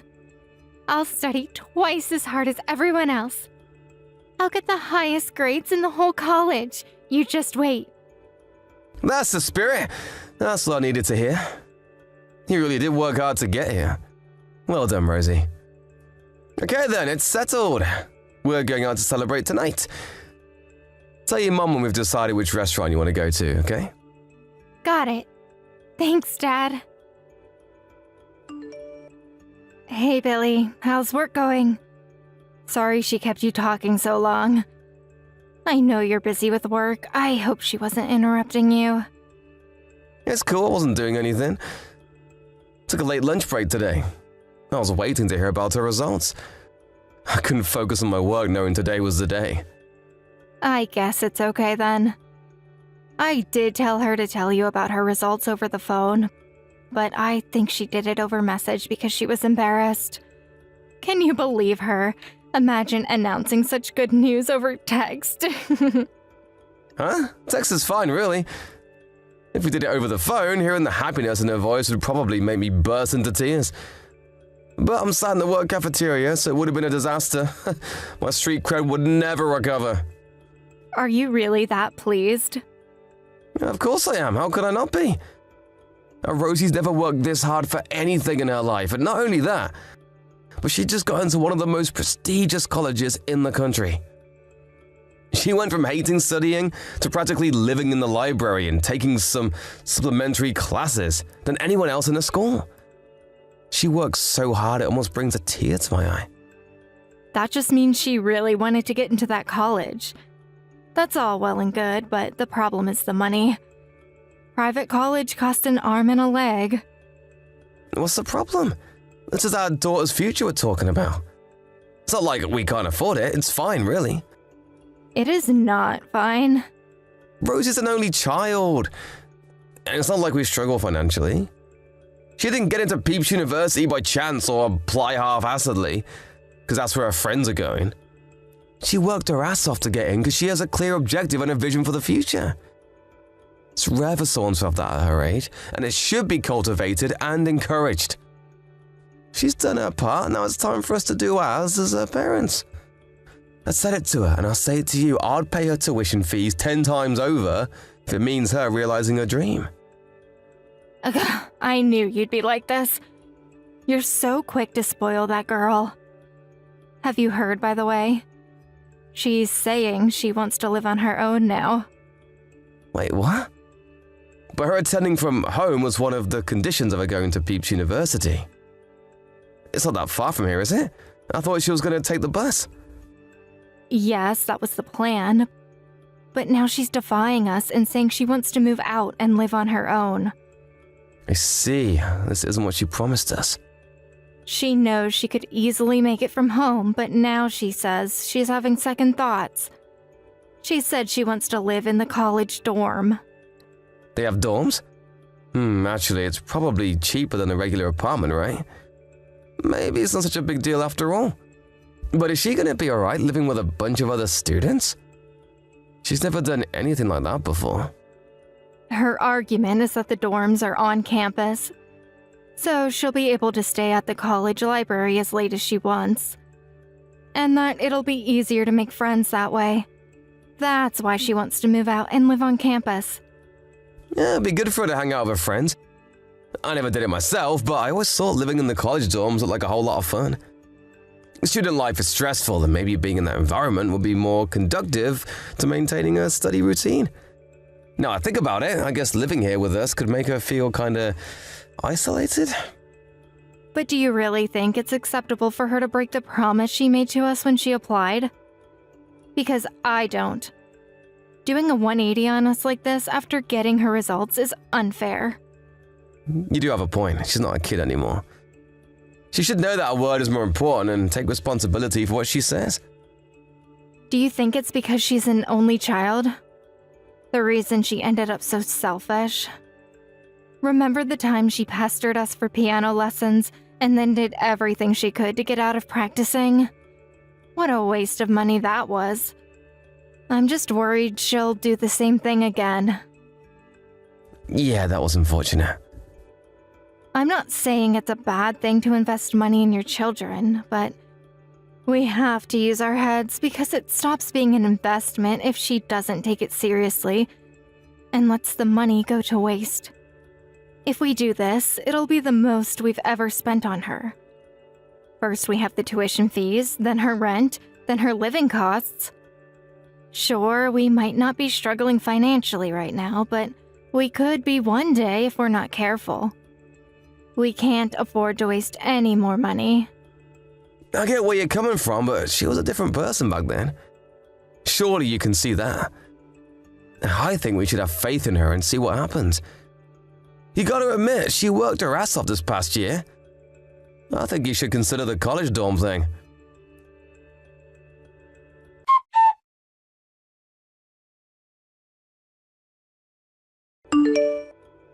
Henrietta, you there? Did Rosie reply yet? Nope, nothing. Seriously? Gah. When did you last message her? Last night. It has the tick, so she definitely read it. She's ignoring me on purpose. She hasn't messaged me at all lately either. I made it clear she was to stay in regular contact with us both when she moved into a dormitory. What the heck is she playing at? Did she get a boyfriend or something? Apparently, she spends most of her time at that new job of hers. I have no idea what she thinks she's doing. New job? She got a job at a cafe near the college. She said one of the sophomores in her dorm introduced her through a friend of a friend. How can she be making all of her classes and keeping up with her assignments if she's working all the time? I don't like this. I don't like it one bit. She promised me she'd give college her all. Looks like she was just saying all that so we'd pay to send her there. This is Rosie we're talking about. You know what she's like. But why would she do this? She was so committed to her studies before she got in. I've never seen her so dedicated to anything in her life. She sacrificed her entire social life to get into this college, and now she's acting like this. I don't get it. Stop burying your head in the sand, Billy. She's always had this side of her. Surely you know what I mean. You know how easily she gets bored of things. She's so quick to go hot and cold. It wouldn't be the first time. I wonder if she got involved in some kind of trouble at college. You think maybe she got involved with the wrong crowd? Have you heard anything from the college? She could have started drinking or seen a boy or... I don't know. I know I shouldn't let my imagination run wild like this, but it's hard when she barely ever messages me. Oh, I can assure you, she messages me. It's never the sort of thing I want to hear, though. Over the last month alone, I've been the lucky recipient of such charming one-liners as, "Get lost, you're boring," and "Leave me alone." I've never known her to be this rebellious. Wow, does she seriously think that's an acceptable way to speak to her mother? I don't know what to do with her, Billy. She said she doesn't want to speak to you. What? Why not? Did I do something to upset her? I have no idea. But it's common knowledge that most girls rebel against their dads around her age. She's a little later than most, but maybe this is the start of her rebellious phase. Does it really happen this suddenly? It's like she's a different person. I had no idea going to college would change her like this. I wouldn't have agreed to her going off to live in the dorms if I knew this was going to happen. Is it time to employ starvation tactics? What the hell is starvation tactics? I think we should stop sending her money for her living expenses. She'll never reflect on her behavior if she doesn't learn the hard way that her actions have consequences. Isn't that going a little far? I don't want to starve my own daughter. She has a job, Billy. If she's so intent on spending so much of her time working instead of focusing on her studies, it's about time she learned that nothing in this life comes free. She'll be able to get by on her wages. I know it's not an easy decision, but if we carry on spoiling her like this, we'll only end up hurting her in the long run. I guess. I bet she's out spending her wages from that damn job drinking with her friends as we speak. I bet she'll finally start being grateful towards us if the gravy train comes to an abrupt halt. You're right. She'll probably be bombarding us with apologies before the week's up. Then we can give her a stern lecture. Remind her what she promised us when we agreed to send her to college and go back to normal.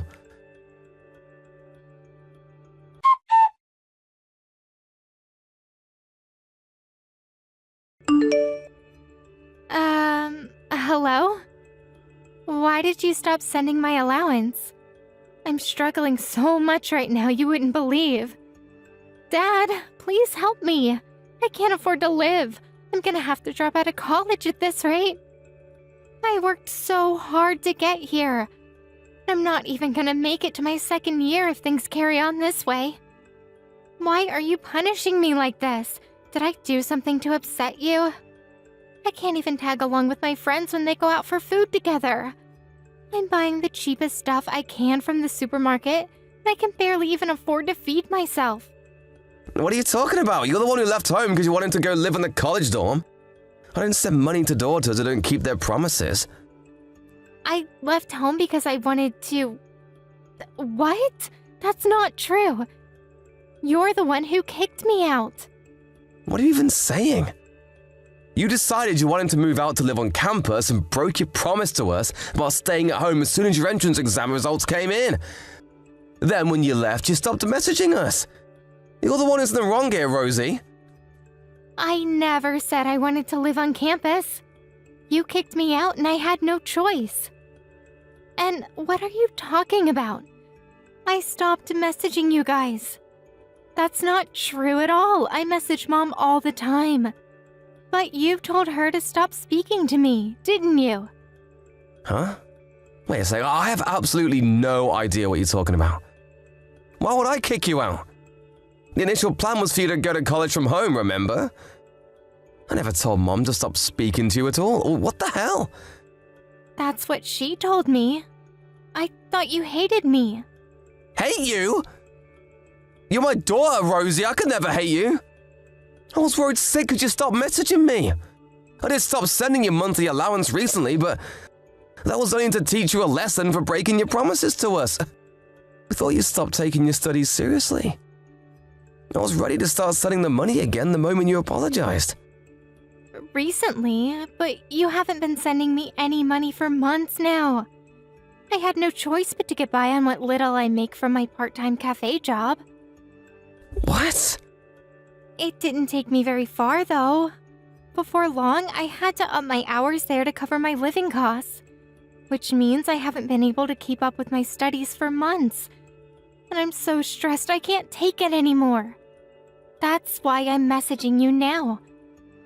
I figured that even if you did hate me, hashing it out with you is better than enduring the living hell I call life any longer.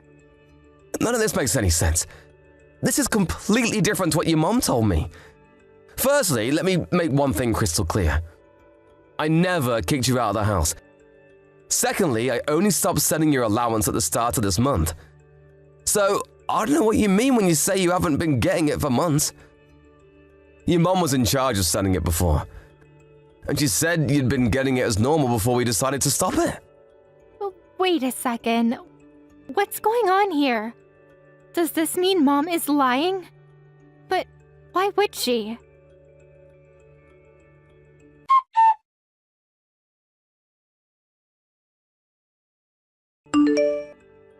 Mom, please, will you ask Dad if he'll change his mind one more time? I'm begging you. I have no money left. I just ran out of cup noodles and I can't afford any more food for the next 2 weeks. I'm sorry, Rosie, but I can't do that. Your father told me not to help you no matter how difficult things get. Why? This doesn't make any sense. Why would he be so hard on me? He was never this strict before. It pains me to tell you this, but if you must know the truth, your dad was opposed to you going to that expensive private college from the get-go. Surely you remember how many different classes we sent you to, and how many private tutors we hired for you when you were younger. We spent all that money on you, only for you to get bored and quit every time. Your dad says he's sick and tired of your behavior, and he isn't going to put up with it anymore. He says we're not wasting another cent on you. But he told me he was happy to send me to a private college, even if it was expensive, because I have a clear vision of what I want to do with my life. My being here at college is not a waste of money. I was studying so hard until I had to start working full-time because my allowance stopped. He told me he didn't mind the tuition fees because he could tell how serious I was. He lied. He said he's not going to let you waste any more of his hard-earned money or reduce this family's wealth any more than you already have. That's not all. He said he's cutting you out of our inheritance, too. Inheritance? That's right. Me and your dad still have our retirement to think about. But he said it'll end up being a miserable one if we let you carry on wasting our money.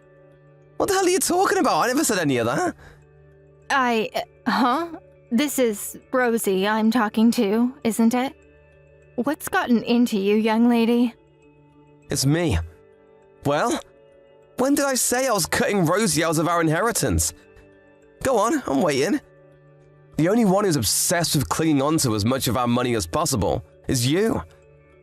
Is this how desperate you are not to let our daughter have her inheritance? Billy? Was this all one big scheme to stop her getting her inheritance? Go on, answer me!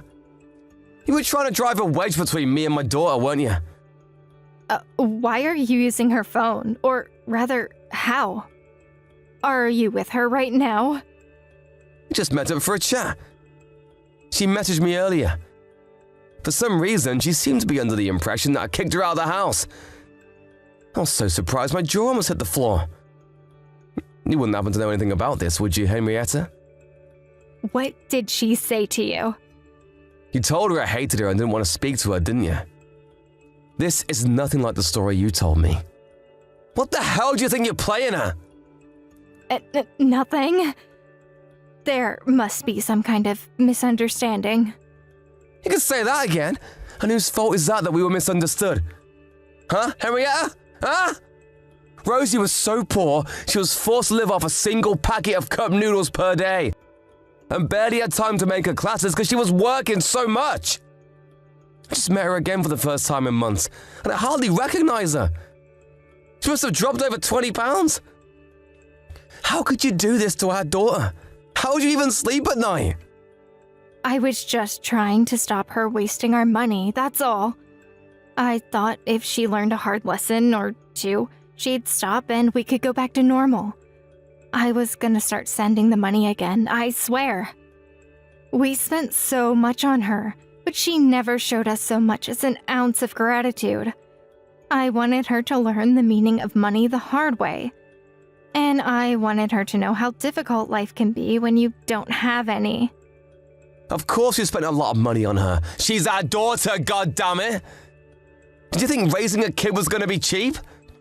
Sure, the timing and the things the money gets spent on might differ from family to family, but the bottom line is that kids are expensive. Things have always been that way, and they always will be. And you're delusional if you think otherwise. Almost all of them are going to college at her age now. That's just the way it is these days. We brought her into the world, and it's our duty as her parents to look out for her until she graduates. I am sorry, Billy, but I can't go along with that. She was wasting all of our hard-earned money, and someone needed to do something about it before it was too late. Did you even think through the implications of this? If she'd have carried on at that rate, we wouldn't have anything left for our retirement. Drop the bullshit, Henrietta. We could have sent her to college twice over and still have enough money to retire on, and you know it. You weren't worried about not being able to afford retirement. You were worried your life of luxury and extravagance would have to come to an end. I know you stopped sending her allowance months ago, while at the same time splashing out on branded accessories and expensive perfumes for yourself. Oh yeah, and let's not forget the holidays. You've been living it up while our daughter's been suffering in silence. I'm gonna go on a limb and guess you bought all that junk on the money that was supposed to go towards her education. I don't want to hear this, Billy. Stop making out I'm the villain when you yourself agreed to stop her allowance. You said we needed to teach her a lesson. I said that 2 months ago. You stopped her allowance months before that. No, I didn't. Please, Billy, you mustn't believe Rosie's lies. I sent it just like I was supposed to. The only lie here is you. I checked the bank account. It was just like she said. The payments dried up a long time ago. Way before I said anything about teaching her a lesson. She could be using a different bank account. Stop believing everything she says and think for yourself. Aren't you forgetting something? You know I have all of our chat logs here on our phone, right? One look at them made it obvious who the liar is. Rosie's telling the truth about everything. Stop trying to shift the blame onto our daughter and own up to what you've done. You abominable excuse of a mother. Billy, please, I had no choice. You're too soft on her. She would have carried on wasting our money till we were bankrupt if I didn't intervene. I was using very mild carrot and stick tactics to try and gently encourage her in the right direction. What you did was reprehensible, and you should be as disgusted with yourself as I am. I was being strict with her because I cared about her. Sometimes you have to be cruel to be kind, but it's like you forgot the kindness part. You were only interested in satisfying your own greed. You're the most selfish person I've ever met. So what if I'm selfish? If I don't look out for number one, who will? I haven't done anything wrong. Money makes the world go round. All I did was protect what was mine. Are you so obsessed with money that you'd throw your own daughter under the bus for it? You have no right to be a mother. You have no idea how hard it's been for me to play the role of the perfect mommy all the time. But Rosie's not a baby anymore. Surely it's about time we cut her loose. She can't leash off us forever.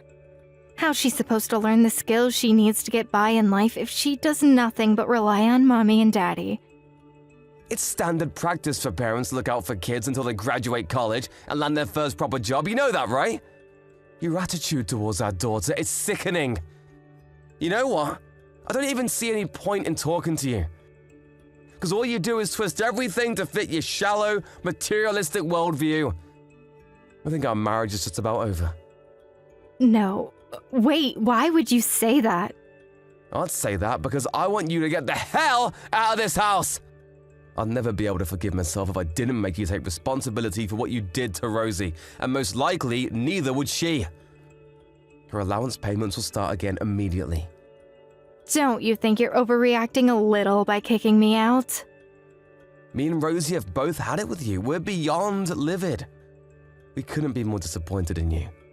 Besides, I have to do this. I can never trust you again. Who's to say your next money-grabbing scheme will be? Oh, don't be so dramatic. This was just a one-off. I swear, I'm sorry. I promise I'll never do anything like this again.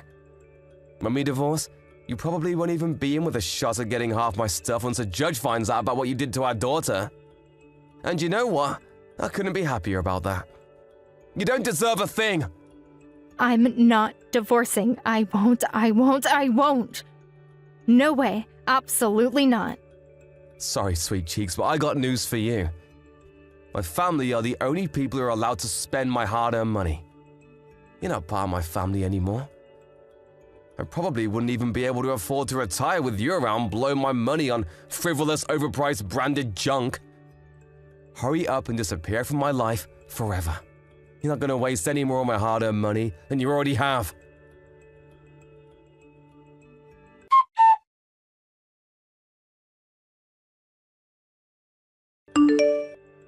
Not long after that, I found out that Henrietta had cancelled the insurance policy we'd had on Rosie since she was a little kid behind my back. So she'd have more money to waste on pretentious garbage. With that, my mind was made up once and for all. I was going ahead with the divorce and nothing was going to stop me. It wasn't pretty and it wasn't without its hiccups. But eventually the divorce was finalized and I was able to get rid of my ex-wife for good. Henrietta was ordered to pay back every cent of what she'd stolen from my daughter's allowance and insurance money. And with that, found herself in the unfortunate position of starting a new life on her own with an empty bank account.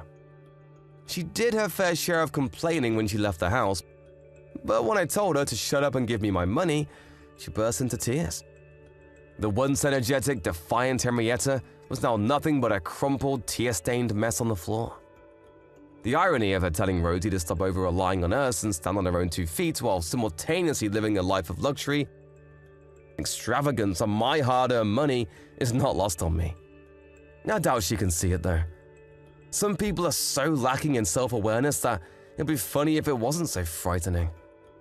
After the divorce, I resumed my payments to Rosie, including back payments for everything her various mother had deprived her of, and started her insurance policy back up.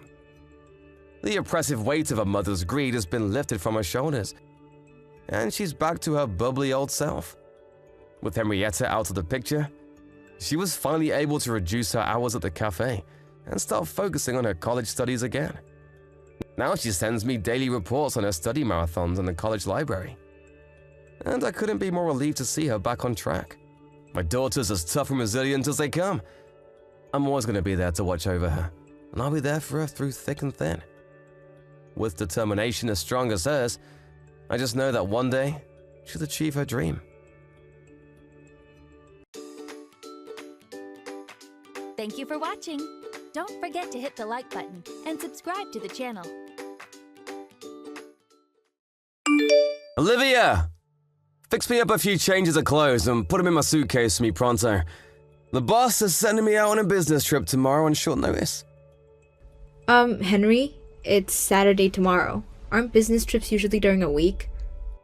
I thought so too, but there must be exceptions. I'm just doing what I'm told. I see. I'm flying up to Dakota, so you need to think about the weather when you pack my stuff. I read online there's a cold snap on the way. Oh, yeah, I saw it on the news. Apparently they're going to hit record lows this week. I'm not trying to nag at you or anything, but it seems like you're never home these days. You were out all day yesterday too. I'm sure I remember you coming and getting into bed at like 3 a.m. this morning. I'm the man of the house, sweet cheeks. And that not only means I'm busy, but it means I can do as I please. Right. I get you have things to do, but can't you at least tell me when you won't be needing any supper? Or give me a rough estimate for when you'll be home if it's gonna be a late one. Even just a few words would be better than leaving me totally in the dark. I waited until 10 p.m. last night before eating because I thought you were coming home. Why'd you go and do that? You are allowed to eat when I'm not around, you know. You can't have been that bothered about me because you were fast asleep by the time I got back. At 3 a.m.? Of course I was. What's gotten into you lately? You always complain at me when your supper's cold, so I waited up as long as I could. Have you ever heard of a microwave? Gee, you must think I'm a complete moron. Come on, Henry. You know I don't think that. Is the thought of us eating together really so bad? We don't spend any time together anymore. Remember when you said that even if we're both crazy busy and rushed off our feet, we should always go out of our way to eat together? What happened to that? There's regular business, and then there's the ultra mega insane levels of busy that my life is right now. I just can't make the time, babe. I need you to understand that. Why do I always feel like you're constantly on my back about something these days? Because you're weirdly cold and evasive with me all of a sudden? Even when we are both in the house, we never talk. It's like you're avoiding me. What's going on? Do I need to spell it out? I'm tired. That much should be obvious to anyone, not least of all my own wife. Unlike you, I'm not a stay-at-home housewife who gets to laze around on the sofa watching TV, eating potato chips, and doing sweet fuck all day. Wow, Henry. Just wow. Surely you don't actually think that's what I do? Even still, your life is a hell of a lot easier than mine. I'm at the office 5 days a week. You barely even have to leave the house. The only reason I became a stay-at-home housewife in the first place is because you told me you wanted me to quit my job so I could take care of everything at home. If you don't like it, I'm happy to start working again. Oh, do what you like, but don't think working means you get out of doing the housework. Huh? Good God, woman, you don't actually think working means you get out of fulfilling your womanly duties, do you? What would be the point in getting married in the first place? So, let me get this straight. You married me so you had someone to do the housework for you? Housework is a woman's job, always will be. Good grief, Henry, you're unreal. I can't believe what I'm hearing right now. What happened to the Henry I married? I feel like I'm talking to a caveman. I barely recognize you anymore. If I'm acting different, it's only because you've been acting up and talking back to me lately. If you just knew your damn place, I wouldn't have to put you in it. You are my wife, and being my wife means you have responsibilities to fulfill. I don't get out of going to work and putting food on the table, so why should you get to slack on your side of the bargain? Quit complaining at me about juvenile crap like me not being around the house much or coming home late, because I don't need to hear it. Who do you think it is that puts food on the table and keeps a roof over your head? Did I do something to upset you? If I did, I'd rather you just told me. This doesn't make any sense. Yeah, you did actually. You keep wasting my precious time with your infantile whining like you're doing right goddamn freaking now! I don't have to listen to this crap. I'm going back to work. I'll send you a list of the things I need putting together for my business trip later on. See to it that it's all ready for when I get home,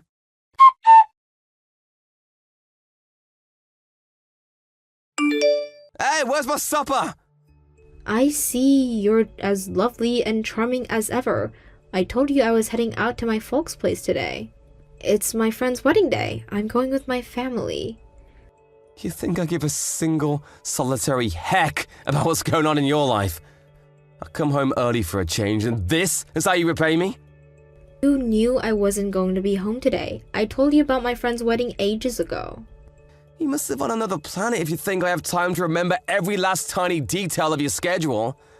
Are you having fun? Flying all the way out to your parents' place to go to a wedding and probably getting drunk out of your mind on my money? Yeah, I bet you are, because you're reaping the benefits of my hard work without having to lift a finger. You really hit the jackpot when you became a stay-at-home housewife, huh?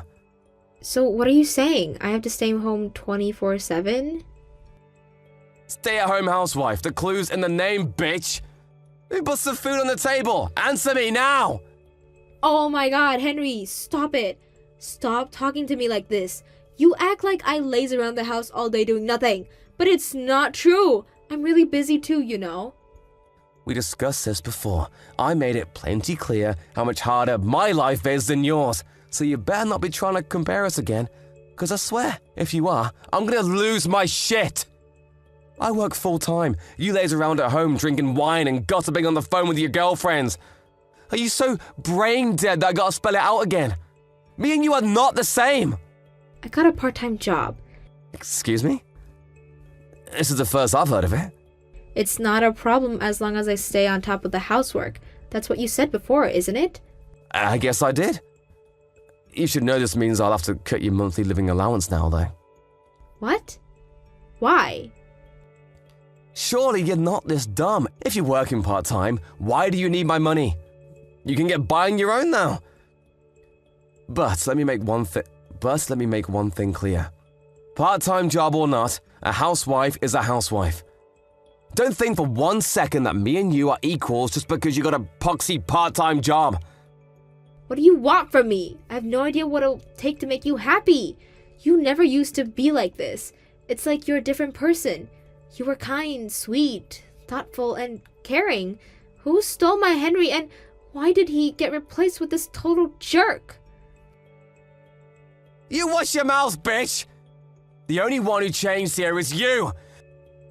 All you do is whine and complain because I'm busy with work. Anyone would think you'd be grateful, since it's you I'm making money for in the first place, but no! All it is nag, nag, nag, nag, nag, nag, nag, nag, nag, nag, nag, and I'm sick of it! God, whatever. You're coming back home tomorrow, right? Yes. In that case, starting tomorrow, you'll be going to sleep earlier than me and waking up before I do. I'm at my wit's end here, Olivia, so you better not backtalk me on this one. Start being an obedient little housewife, and I might just forgive you. What? So I have to force myself to stay awake and wait up for you despite never knowing when you're gonna come home? That's what I just said, ain't it? But you don't even come home at all some days. Relax, I'll message you when that happens. You can manage that, can't you? I might be a housewife, but I'm not your slave. I'm not telling you to be my slave, I'm just telling you to do your damn job and serve me just like you agreed when we made our wedding vows. You should be on your best behavior and work twice as hard to win back my affections if you feel like I'm being cold towards you. Well, you would if you're a good wife, but I'm not so sure about that one anymore. Anyway, the bottom line is these attacks on me are not gonna continue. Do I make myself clear? I'm not attacking you. All I did was ask you to keep me in the loop with your plans a little more, and maybe talk to me at home every now and then like normal married couples do. How can you interpret that as me attacking you? Feels like an attack on me. The last thing I need after a long, stressful day at the office is to come home to a long, stressful nagging session from my own wife. I don't have anywhere to relax and chill out if you out like this. If it's a toss-up between that and you working, I think I'd rather you did work so I could enjoy some peace and quiet for a change. I don't understand. I have no idea what to do anymore. Are you even listening to me? Everything I just said clearly went in one ear and out the other, so go ahead and read it again. And again. And again, until it finally goes into that thick skull of yours. Do you struggle with basic English? That's not what I mean. I'm taking a shower. Wait. Somebody didn't get the bathroom ready for me, so I'll have to clean it out myself. You better not waste any more of my valuable time after this. I mean it. This is the last straw.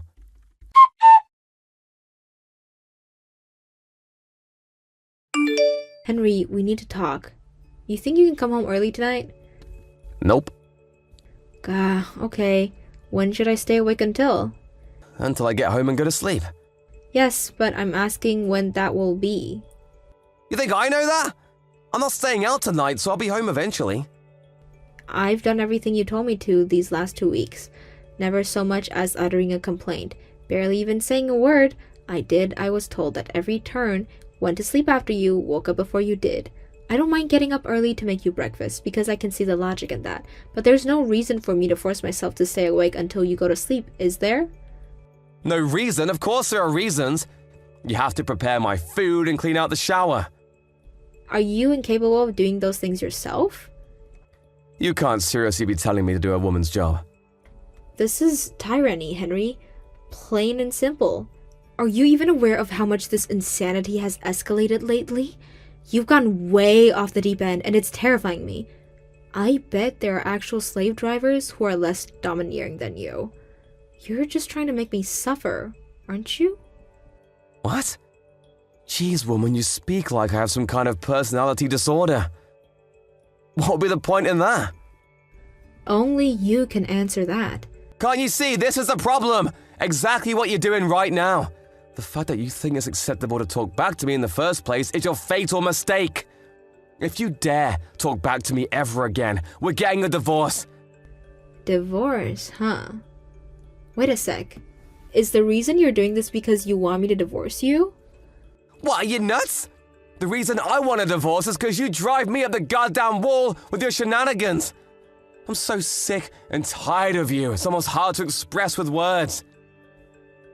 Something tells me we're long past the stage of working through this with discussion. What is there to discuss in the first place? Plenty of things. I'm listening. You better make it quick, though. Forget it. It's pointless. I know how you feel about me now. Well, you finally get it. It's a miracle. If you get it, stop giving me hassle and talking back to me every time I open my goddamn mouth. Next time you do, I really will divorce you. I swear I will. Don't make me do it. I've got an idea. I'm going to make you sign the divorce papers when I get home. That way, they'll always be ready in case you don't start behaving and I have to go through with it. Maybe then you'll know I'm serious and stop being so goddamn cocky. Fine. I'll sign them. Great, then it's settled. Next time you defy me, I'll have them filed faster than a speeding bullet. One more strike and you're out! Is that clear? You should know that I won't take you back even if you break down in tears and beg for forgiveness. Fine by me.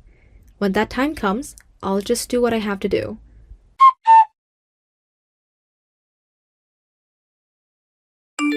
Olivia, what time did you wake up today? 9 a.m. God damn it, woman, are you mocking me? I was tired. I'm not interested in your excuses. You know, I really thought you were going to change your ways when I slammed those divorce papers down on the table in front of you, but no! You keep getting up late recently. Who the heck do you think you are? I don't think I'm anyone, really. That's exactly that right there. There you go, talking back to me again. This is why you're hopeless. Do you want me to divorce you? I swear I'll do it. We already divorced a month ago. What are you talking about? What? You said I got removed from your life insurance policy recently, right? Yeah, why would I have to keep paying you if you're working part-time? They probably saw you got a job and took you off. You only have yourself to blame. You're the one who wanted to work so bad. Wrong. It's because we got a divorce. Excuse me? A divorce? Are you being serious? Yes. You said you'd divorce me if I disobeyed you or talked back to you, right? Well, I finally decided to stop doing as you told me. Which is why, instead of leaving my fate hanging in the balance, totally subject to your whims and whatever mood you happen to be in on a daily basis, I handed in the papers myself. The papers already have both our signatures on. How could you make such a huge decision without even telling me first? How many times this month did I tell you that we needed to talk? I lost count. I wanted to discuss the divorce, but you said you were too busy every time. Eventually, I figured it was pointless, so I did what I had to do on my own. Wow, I get it. Don't pretend you didn't know that I was too busy to talk to you. I bet you wanted me to keep refusing so you'd feel morally justified in handing them in behind my back, so you could rub it in my face and piss me off like you're doing now. I know how you feel about me now. If this is a game you want to play, get the hell out of this house! Surely you don't seriously think you get to keep living here if we get in a divorce? Surely you don't seriously think you have any right to kick me out? This place is rented and the contract is in my name from when I used to work before we got married. The only one who needs to leave is you. So that's how it is, huh? Fine, have it your way. I'll be gone before you know it. The sooner I get away from you, the better. You abject failure of a wife. Yes, please do. I was getting so sick of seeing your things when I was starting to want to throw them away. Make sure I get every cent of my compensation, though. Compensation? Why would I pay you compensation? We divorced over a clash of personalities. You have no grounds to make that kind of demand. What? You can't be serious. We divorced because of your affair. Affair? What the hell? No way, I never cheated on you. Yeah, you did. I knew something fishy was going on when you suddenly started talking down to me and treating me like dirt for being a stay-at-home housewife. And when you told me I had to go sleep after you had to wake up before you did, I know now the reason you were acting like a medieval slave driver and all-around grade-A jerk was to make me divorce you so you could be with your lover without having to pay me compensation for cheating. Are you on drugs? Where are you getting this bullcrap from? Are you drunk? Sleep-deprived? Start making sense, woman. Remember when I told you we needed to talk before we both signed the divorce papers? Sure, relationships turn sour and people drift apart, but I couldn't make sense on how suddenly you changed. You were acting strange and I had no idea why, so I hired a private investigator. That's when I found out you were cheating with one of your subordinates at work. That's why I handed in the divorce papers. Can you prove it? I wouldn't be telling you if I couldn't prove it. Of course you'll be paying me compensation for destroying our marriage with the affair, but you're also gonna owe me for the campaign of abuse you launched against me to try and make me divorce you. My lawyer has the chat logs and I even took voice recordings, so make no mistake, you absolutely will be paying me every last cent of what I asked for. No, please wait. Listen, Olivia. I know it might look bad, but the truth is, we weren't technically having an affair. It was just that, well, one thing kind of led to another. Before you knew it, we were in that kind of relationship. But neither of us planned it, which means it technically wasn't cheating. It was more just like a way for us both to relieve stress at work. You know how hectic things have been for me lately, right? So what? Whether you mean it or not, whether you were serious about her or not, it's all irrelevant. I married you because you're the most important person in the world to me. Maybe I was once. And you still are. Nothing changed, baby. I still feel that way about you. Even though you called me an objective failure of a wife? Come on, babe. You know I didn't mean that. I just got mad when I found out that you handed in the divorce papers behind my back, huh? I was just lashing out. I regret it afterwards. Anyway, how big of an idiot do you actually take me for? Even if you got your way and I divorced you for your abusive behavior without finding out the affair, surely you didn't think you were gonna get out of it without paying me compensation? I know everything, Henry. I heard all of you and your lover's conversations. I heard you tell her you were gonna intentionally give me the cold shoulder. I heard you tell her you were gonna be rude, nasty, mean, and abusive towards me so I'd reach my wit's end and demand a divorce. No, you're wrong. No, I'm not. I have recordings of everything. You're not gonna worm your way out of this one, so just stop wasting your time and admit it, you wretched slimeball. Actually, you know what? I take that back. That would be an insult to wretched slimeballs. Olivia, please. I'm so sorry. I've been such a fool. None of this would be happening if you had the balls to divorce me in the first place. But no, you had to use the most slimy, underhanded, cowardly tactics possible to try and trick me into divorcing you so you could protect your reputation and get out of paying me compensation. You couldn't have acted like a bigger snake if you tried. Olivia, please, the truth is, I did it because I didn't want to hurt you. If you didn't want to hurt me, you wouldn't have said all those hurtful things. You would have just told me it was over. Don't get me wrong, it would still hurt, but nothing like what you put me through. You have no idea how much you made me suffer. But you want to know what the worst thing was? The worst thing was not having a clue why it was happening. I've never been so stressed or anxious in my whole life. I spent entire days wondering what I'd have to do for us to go back to the happy couple we used to be. What you did couldn't have been more dishonest or more despicable. But you still have feelings for me, right? There must be something left out of how we used to be together. You didn't kick me out of the house for a whole month after handing in the papers, right? That just goes to show part of you was still clinging onto the hope that we could rekindle our old flame. Don't kid yourself. I had my reasons for that. Namely, that I wanted to use up all the food in the cupboards before I kicked you out. There were a bunch of other produces I had to go through too. I wanted everything dealt with by the time I kicked you out so that once you left, I'd never have to interact with you again. There's also a part of me that takes great pleasure in knowing how much trouble you're going to be in after being kicked out and having no place to go all of a sudden.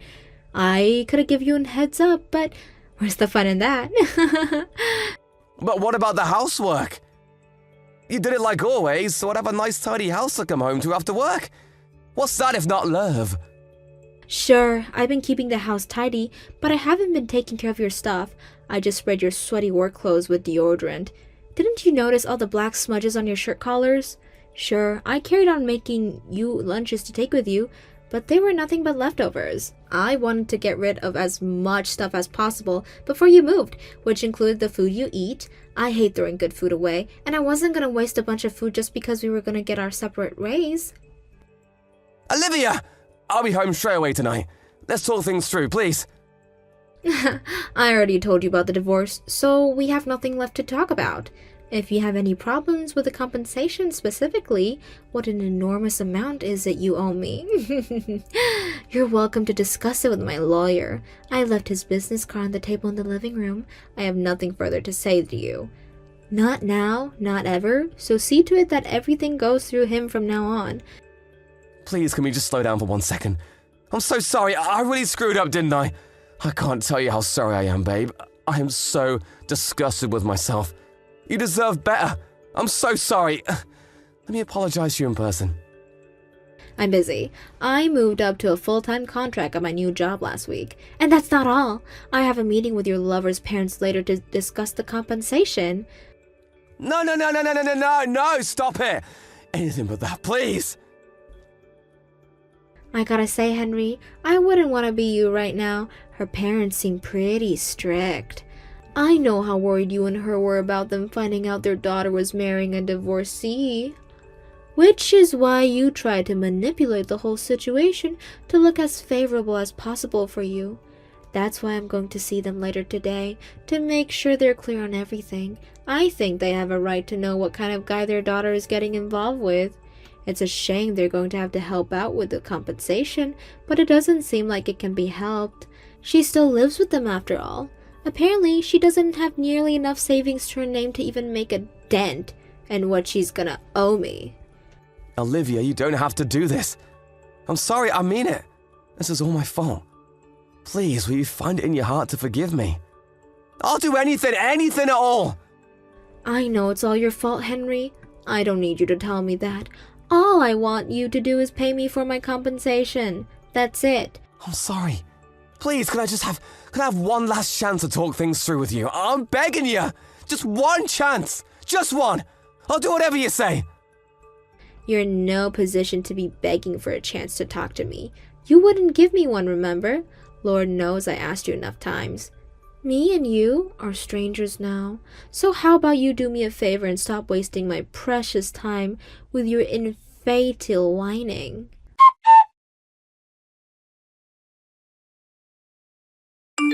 I got my compensation from Henry and his lover, and I gotta say, my saving account is looking pretty juicy right about now. I'm thinking of treating myself to a much-needed vacation with some of the money. His lover's parents were furious with the two of them, and her dad yelled at them with the fury of 1,000 sons, before sternly demanding that they break up. Henry's lover's opinions towards him must have gone down when he failed to trick me into divorcing him, and she ended up owing me compensation because she didn't object. She dumped him on the spot, and now they lead separate lives. His lover's parents were so furious about what Henry had gotten their daughter wrapped up in that they drove down to the company HQ in a rage and caused a huge scene, telling everything about what my ex-husband and their wayward daughter had been up to in the storage cupboard, and demanding that Henry be disciplined. You'd think that kind of thing only happens in TV shows, but apparently his lover's parents had always been protective and quick to anger when it comes to their daughter. Needless to say, with the whole company now knowing about the affair, his lover's work life became a living hell. And unable to bear the constant finger pointing and gossip, she quit within a couple of weeks. As for Henry, I heard he was swiftly demoted. We're strangers now, and I couldn't care less about what happens to him from here on out after what he did to me. I can't help but feel there's a sweet irony in his life, turning into such a colossal disaster after he tried so hard to manufacture a quick, painless divorce.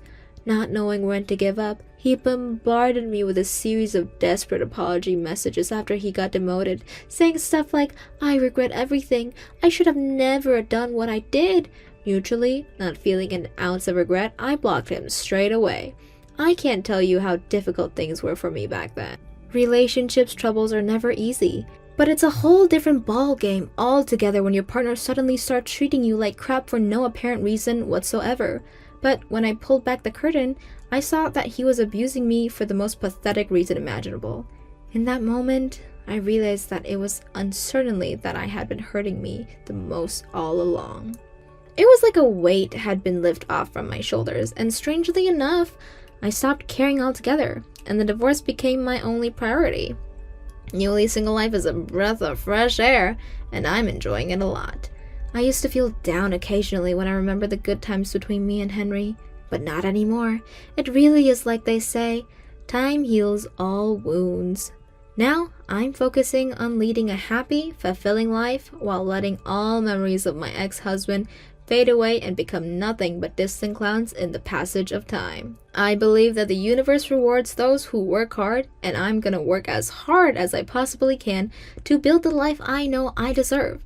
As one door closes, another one opens. It's easy to see breakups as losses, but all I see are opportunities, and I'm determined to take full advantage of them.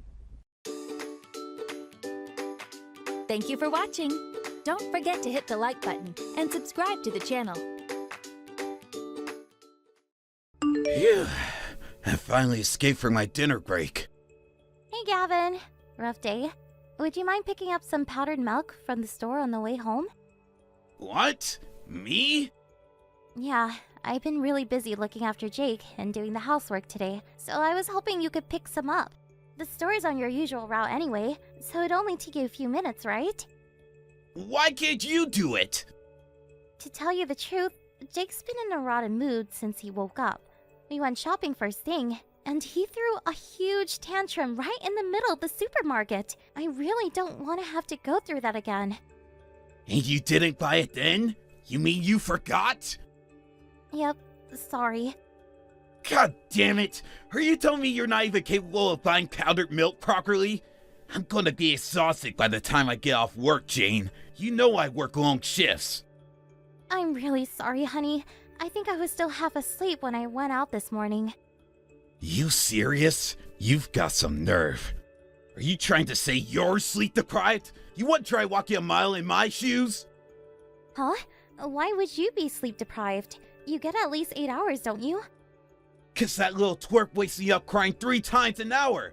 Why does he cry so much? It can't be normal. Are you sure you're looking after him properly? Of course I am. Why do you think I sleep in the living room? That way, I can get up as soon as he starts, give him some milk, and rock him until he calms down. I sleep on the couch precisely to avoid waking you up and messing with your sleep, Gavin. I know you need to be at your best to perform at work.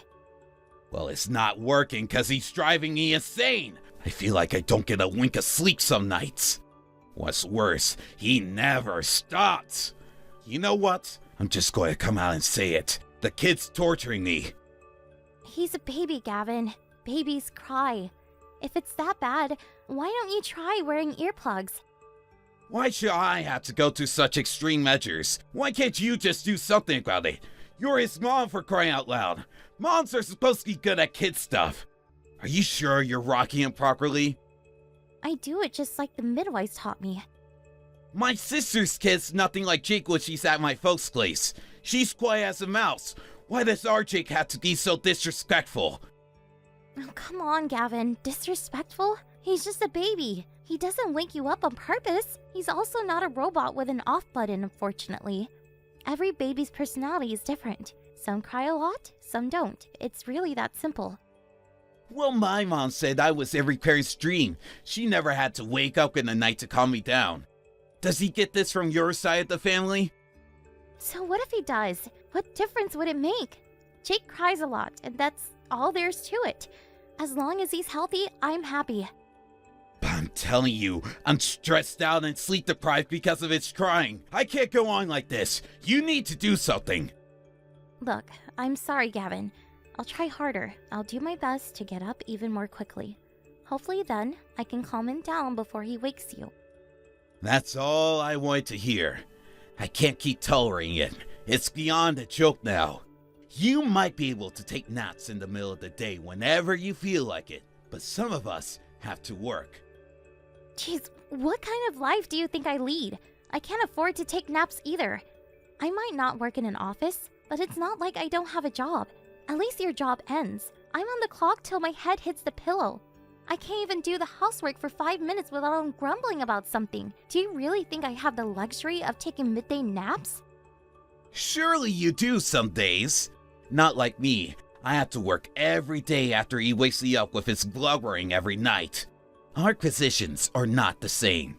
The only reason you two have a roof over your heads to make all that racket in the first place is because I'm constantly out slaving away at the office. I said I'm sorry. That's fine. All I ask is that you understand.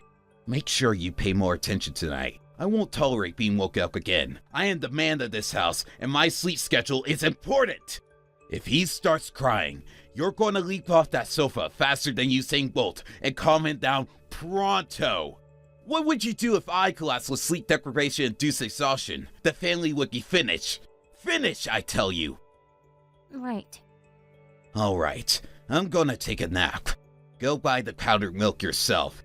Mark my words, I won't let that kid and your laziness drain any more of my energy. Gavin, what's going on? Why is the front door locked? Let me in.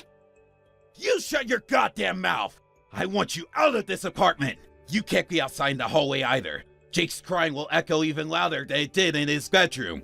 You'll get reported by the neighbors. So let me in. You had your chance to calm it down straight away when he cried. But you did it, didn't you? He cried, and he cried some more. And guess what? He woke me up again. I am done with this crap. Leave me in peace to sleep. I didn't get a wink of sleep last night either. You think I enjoy this? My life's a lot harder than yours. You can always catch up on sleep during the day, but I have to go to work.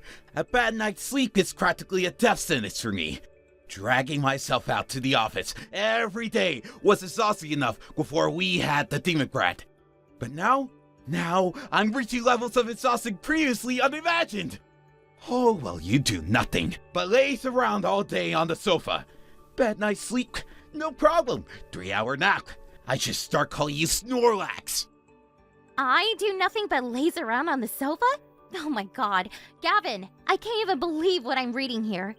And Demon Brat? Do not call your son a demon, you jerk! You're his father and you should be more understanding! Who kicks their wife and kid out just because their son was crying? You do know it's the dead of winter? Have you lost your mind? What's the problem, Snorlax? I gave you the car keys, didn't I? Stop calling me Snorlax! What do you mean the car keys? I put them in your bag. I feel bad if you froze to death. Wow. Are you saying me and your newborn son have to sleep outside in the car? Bingo! The car has a heater. Plus, if you live in the car, you can take Jake out for a drive whenever you feel like it. You could get free hot water from the machine at the store you can make his milk with. Wow! Come to think of it, you're still gonna have it easy. You don't get husbands much kinder than me, you know. I surprise myself what a slow guy I am sometime. This is kindness? Would you rather I blew you out on the streets with nothing? 'Cause I'd be well within my rights given how pissed off I am about this kid's endless crying. You're lucky I'm so merciful. I can't believe this. Gavin, you're a disgrace.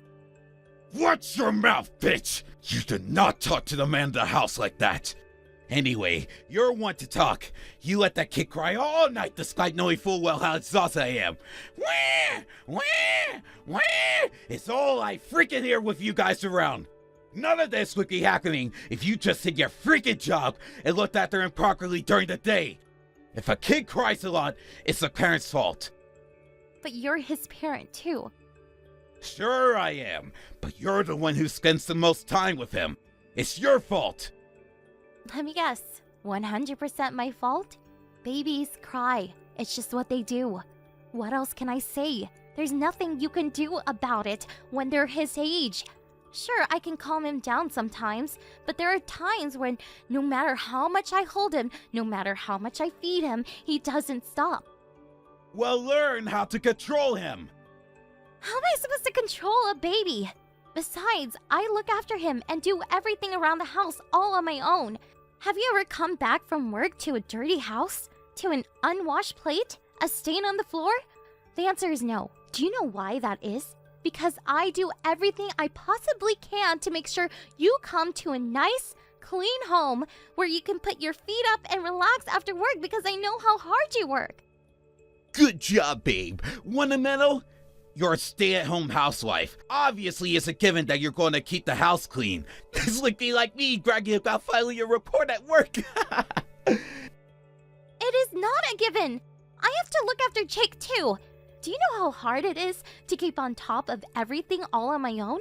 No, I don't want a medal, but I do want you to at least understand that I don't have it as easy as you seem to think. Well, I support this family all on my own. You should be helping me out more with Jake. I've been asking you ever since he was born, but you never listen.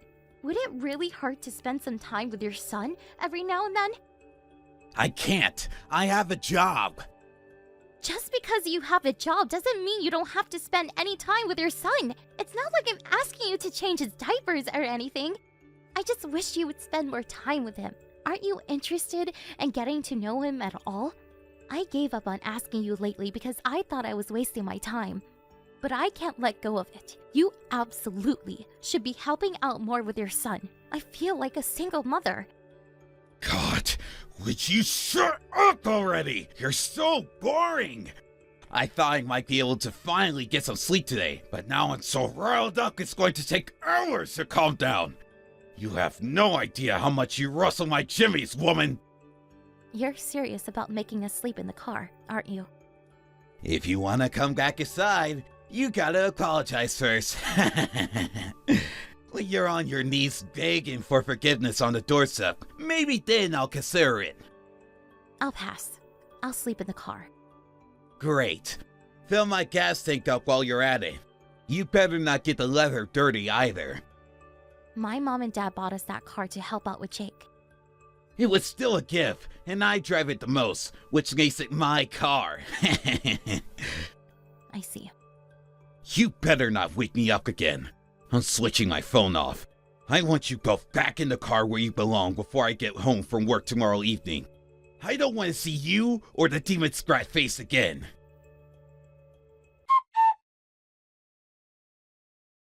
I just got home. You back in the car yet? What? What? What? What do you mean, what? I asked out of kindness because I'm worried about you. You should be more grateful. Anyway, guess what? I slept like a baby last night. I knew it was the demon brat making me feel like crap all this time. I just knew it. I feel great today. Full of energy. Are you done? What's got into you? Don't get cocky with me, woman. You'll start showing me the proper respect if you want to come back inside the house anytime soon. You must get cold in the car. Sorry yet? I'm the one who has to say sorry? Obviously. Go on, apologize. I'm sorry for making the demon brat cry. If you do, I'll forgive you and let you back inside. What the hell did you do to my daughter? Huh? Don't give me, huh? This is Jane's mother. Jane, are you playing a prank on me? Your parents live hours away from us. How can you be with your mom? Pfft, try harder. Jane set off for our house in the car last night. She arrived this morning. What? She tells me you kicked her and Jake out and forced them to live in the car? Because Jake was crying all night, of all things? You're the biggest scumbag I've ever had the displeasure of meeting. Did Jane really drive all the way out to you? That's what I just said, isn't it? Her and Jake will be living with me and my husband from now on. I'll never let her go back to you. You mean she's not going to live here with me anymore? I'm sorry. I'm really, really sorry. I apologize for everything. Please, can I have her back? I got carried away. I can't have my wife living this far away from me. Your wife? Don't make me laugh. You're getting a divorce. Divorce? Are you joking? You're joking, right, Edith? Please, I said I'm sorry. Do not Edith me, boy. I won't be your mother-in-law for much longer, and you certainly won't get any sympathy from me after what you did. I'm sorry. You kicked your wife and your newborn son out of your apartment and forced them to live in the car in the middle of winter while she was still recovering from childbirth. Do you think either of us can forgive you for that? Do you know how cold it is outside? It's December, you buffoon. The temperature is -5 degrees on a good night. You're right. I've been an idiot. I'm sorry. Do you really mean that? Or are you just saying it because she won't tolerate it anymore? I mean it. I behaved childishly. But I was stressed out too, I swear. I was physically and mentally exhausted. I did things I wouldn't normally do. I know you both had a lot on your plate, Gavin, but that doesn't justify what you did. I know it's not a competition, but Jane hardly had it easy either, you know. She barely got 3 hours sleep most nights herself. Raising a child isn't as easy as you seem to think. Not to mention doing all the housework on top of it. Would it have hurt you so much to have helped her out sometimes? She got no recognition for her efforts whatsoever. To the contrary, you actively mistreated her. I know I messed up. I'm really, really, really sorry. Jake might be your son, but you have no right to be a father. You'll never see him or Jane ever again.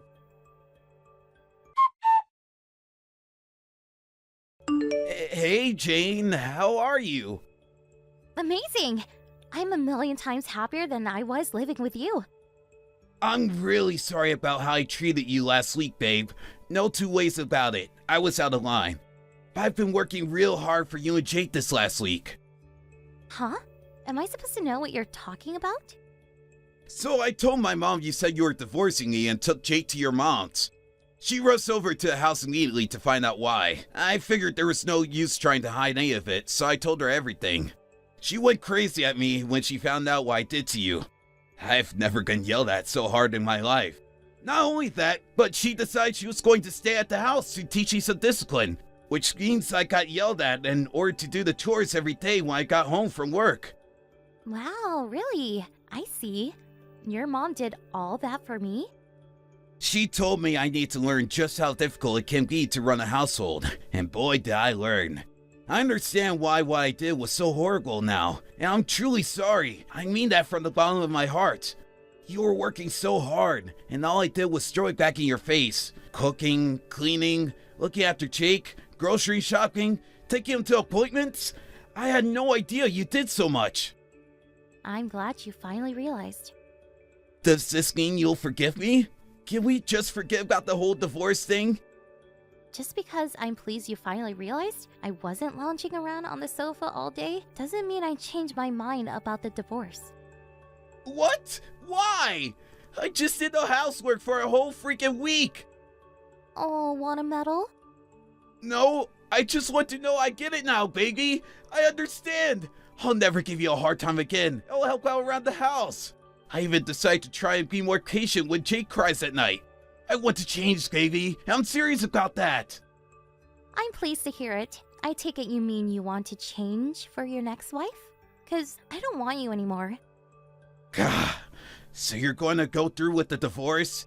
Did nothing I just said to you make you think about changing your mind for even a second? Bingo! I just got done talking with my lawyer. Let's get all the legal stuff out of the way ASAP, shall we? Just wait a sec. I don't want a divorce. I want you, me, and our son all to live happily together. Too late. It doesn't have to be. Jake's tiny. He'll never remember any of this. If you forgive me, we can start over and really make it work this time. There's only one slight problem with that. I don't forgive you. Or rather, I can't possibly forgive you. You let me carry on day in, day out, more sleep deprived than a doctor on a 24-hour shift at my physical and mental breaking point for months. No matter how many times I asked you to come help me with Jake, the answer was always no. But if I didn't keep on top of the housework because I was so busy with him, even for just 1 second, you lost it and berated me. Living with you was like being in hell. Jane, I'm so sorry. You might think you can make it all go away with an apology, but I'll never forget what you did to me for as long as I live. On top of never helping, you actually had the nerve to suggest the way I was rocking Jake was wrong, or that he had something wrong with him. You called him a demon brat. You said he was disrespectful for crying. You abused both of us. The cherry on top? Being evicted from my own home and forced to raise our son in the car. Not only can I not forgive you for my own personal reasons, but I can't forgive you as Jake's mother. My head was in a bad place back then. All that nighttime crying made me neurotic, or how to put this. I think I had a mental breakdown.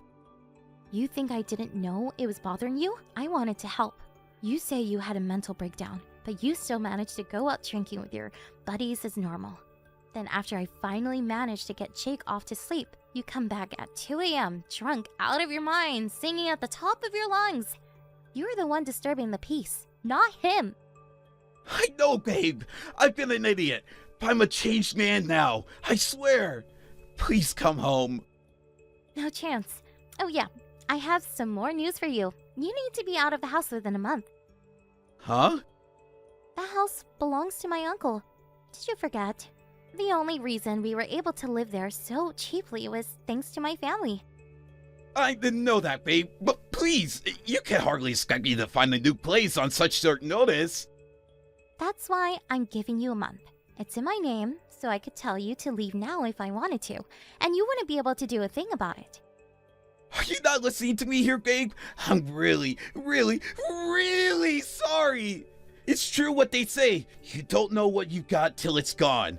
I walked a mile in your shoes, and now I know how hard things were for you, how you barely had time to sleep with the pressure of all your responsibilities. I tried cooking too. It wasn't the easiest, let me tell you. I have a newfound respect and appreciation for you, babe. I think you're amazing. I can't tell you how sorry I am. I'm disgusted with myself. You deserve better than how I treated you. I don't want to see your faces again. Remember when you said that to me when you booted me and Jake out and forced us to live in the car? I just said that in the heat of the moment. Whatever. It doesn't matter anymore. Whether you meant it or not, I'm done with you. I am so done. You had endless opportunities to put things right before it came to this. You're the one who treated all my attempts at discussion with disdain. Jane, please come home. I'm sorry. I never thought you'd divorce me. I've been a fool. I was out of control. I think I needed something like this to bring me back down to reality. I'm sorry. I'm busy. I don't want to hear any more of your pathetic apologies. If you have anything of substance to say, it can go through my lawyer. How can you be too busy to discuss our marriage? That's rich considering you dismiss me every time I try to discuss it with you until now. Our marriage is over. Not so nice when the shoe's on the other foot, huh? I'm done listening to you. You've tired me out enough already. How about you get lost and let me relax for a change?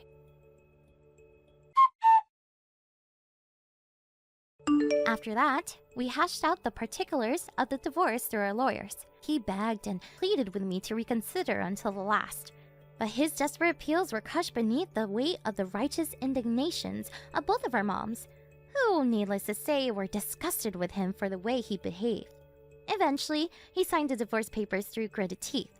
If he was so desperate for me not to divorce him, it kind of makes you wonder why he wasn't just nice to me in the first place, right? I guess my ex-husband is just the kind of person who has to lose something completely before he realizes how much it meant to him. There's no doubt in my mind that if I forgave him, he'd be back up to his old tricks before long. How do I know, you ask? Because even when discussing the divorce to our lawyers, he still made thinly veiled attempts at justifying his behavior, like saying he kicked us out because he was struggling mentally. It was at that moment that I knew I'd make the right decision. He wasn't sorry. He just wanted to make me think he was. I doubt he even knows what it means to feel remorse. After I gave him his marching orders from the house, he found a shabby old apartment in a desolate, run-down part of town. He messaged me the other day, complaining that the walls are as thin as cardboard, and told me he gets woken up at least 5 times a night by his neighbors, who sound like total party animals. Oh, the irony. He told me he's struggling to keep on top of the housework, and isn't sure how much longer he can cope. I can't block him because he pays me child support every month, but needless to say, I wasn't interested in anything he had to say, and I left all his messages unread. He can carry on living tormented by the pain of regret over what he did to me forever for all I care. My parents were super cooperative when it came to looking after Jake when I moved back in with them, and I can now proudly announce that I'm no longer sleep deprived. Gavin's mom even sends him presents sometimes. I feel blessed to have such an amazing support network, and honestly, my stress levels are virtually non-existent now. It's amazing what wonders not living with a guy who treats you like dirt can work on the mind. I'll never take any of it for granted, and I intend to carry on working hard, raising my son, while letting all of the amazing people in my life know how much I appreciate them. I'm thinking about starting work again the year after next. But until then, I'm gonna dedicate all my time to raising Jake. Here's to the future. Let's make it a good one, folks. Thank you for watching. Don't forget to hit the like button and subscribe to the channel. Rita, I won't be having dinner with you tonight. Wait, what? Why? Did you get invited to a drinking party with the guys or something? No, it's nothing like that. My mom said I could go over to her place for dinner tonight. She said she's gonna make all my favorite foods. I could hardly say no. I'm gonna go. But I already made a bunch of stuff. You told me you wanted beef stew last night. I've had it simmering in the pot all day. I went out and bought so many fresh ingredients for this. Sorry, but it's beef stew. I'll still be able to eat it tomorrow, right? Just wrap mine up and leave it in the fridge. I'll eat it, I promise. By the sounds of it, Mom already prepared a bunch of stuff for me too. A real banquet. It'd be a waste not to go. I'll be home later today after stopping by at her place for a bit. Hasn't this kind of thing been happening a little too often lately? Not only that, but it's so sudden. I wish you'd think of me more sometimes. Oliver, you wouldn't think I was your wife. Are you saying I should refuse my mom's invitation? Not at all. I don't want you to have to do that, but you could at least ask her to give you a little more time of a heads up so it wouldn't mess up our plans. Surely that's not asking a lot. Okay, I'll tell her when I see her today. Happy now? Really though, it's not like my mom invites me over for dinner out of malice. Why'd you have to get so grumpy all the time? You make me feel like I'm walking on eggshells. I don't think I'm grumpy at all. Hey, you wouldn't have happened to tell her I was making you beef stew today, would you? Let me think. Actually, I might have mentioned it in passing when she called me last night. Beef stew for dinner tomorrow! I knew it! Knew what? That's why she invited you over for dinner today. Huh? What are you talking about? Because she knew I was making you beef stew. I think she might have intentionally invited you over for dinner because she knew I was making you beef stew. No way, that's just crazy talk. You're so overthinking this. But she did know, didn't she? That I was going to be making your favorite food? Don't you think it's a little strange that she'd go out of her way to invite you over despite knowing full well I was cooking for you? Don't you think it's far more likely she just forgot? Why would she remember every minute detail of our conversations down to what I'm having for dinner tomorrow? She can barely remember what time her favorite TV shows are on these days. I think you're being a little extreme here, Rita. The only reason I'm saying it is because it makes perfect sense. If it walks like a duck and talks like a duck, you know. No way. Could it be? Rita, do you view my mom as a rival? What? Are you worried she's gonna take me away from you or something? Are you saying I'm being extreme? That's the biggest load of nonsense I've heard. I want your mom to like me. Why would I think of her like that? I just think it's weird how this kind of thing keeps happening all the time. I could chalk once or twice down to coincidence, but it's like it's every week these days. You can't live your life looking for malice and ill will and meaningless coincidences, Rita. Can't you try being a little more carefree? It'll be better for us all that way. But just like last time, she knew full well I was making beef stew again today. She's always been so hard on me. Never seems that way to me. She's always so bright and cheerful whenever I see her. That's only when you're looking. With me, she's different. Come on, babe. Surely you realize it's all in your head. Please, try letting go of whatever this is. Try taking some deep breaths and looking at things more logically. You'll worry yourself into an early grave with this kind of attitude. I'll eat the beef stew tomorrow. Okay? That'll make you happy, won't it? Fine, but you really had better eat it tomorrow. I made it for you because I wanted to make you happy, you know. I know, babe. I'm sorry. I'll let my mom know there's no way I can go over tomorrow. I'm gonna head back to work now. Okay, honey. I hope it's going well at the office.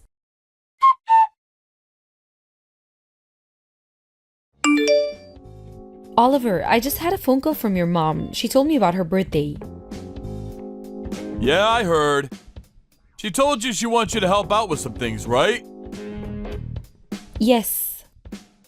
That woman's just full of wild ideas. I can't believe what she came up with. I mean, renting out an entire restaurant for her 60th? Can you believe it? No one but my mom would do that. Not only that, but to think she's seeing to all the preparations herself and treating us to a party on her own birthday. I'll be helping her through. Oh, come on, what's the problem? If anything, it just goes to show how highly she thinks of you. You must be really trusted. Besides, you're the youngest in our whole family. It'll be genuine help to have you around. Why not use this as an opportunity to get to know each other a little better? You'll finally see how great she is. I just know it. Oliver, do you seriously not remember anything I said to you? Huh? What are you talking about? I told you your mom hates me. Yeah, about that. I've been thinking, and I decided it makes no sense. You're making such a huge misunderstanding. You have to be. I told you this before, but you're overthinking things. Honestly, it's worrying me now. Seems more like paranoia. Okay, if I'm paranoid, why is it that every time we go to her place for dinner, she serves me up old, rotten food? It's probably by accident. She can be forgetful sometimes. Or, rather, are you sure you're not just imagining it? I'm not imagining anything. Anyone could see how off the colors are. Not only that, but she always heats up everyone else's side dishes. Mine are always the only ones that are cold. Come on, babe. Surely she just puts yours out first. No, it's intentional. I know it is. Fine, what about the holiday? You all went on a family holiday straight after we got married, and I was the only one who wasn't invited. If I'm paranoid, why was that? Oh, that? My mom was just probably being tactful. She probably thought you'd be uncomfortable going on holiday with a bunch of strangers you'd never met. She did it for you, Rita, I'm sure of it. I mean, it's not impossible, but if that's the case, why did she ask me to get all the weeds out of her garden, water the plants, and feed the cats while you guys were away on holiday? Not only that, but she asked me to clean the house too. I think she just wanted to help you get familiar with the place. It'd be awkward for you if you felt like a guest every time you went over, right? Because she's so thoughtful, she realized that and tried to do something to make you feel more comfortable. My mom is the best. Can't you see how hard she works to make you feel welcome as a member of the family? I gotta admit, babe, it's kinda confusing me that you're interpreting her kindness as, what, ill will? Harassment? Jeez. Why won't you believe a word I say? It's not that I don't believe you. We just disagree. Listening to the way you speak about my mom, it's like you're dead set on her being this sinister cartoon villain, plotting to make your life difficult at every opportunity.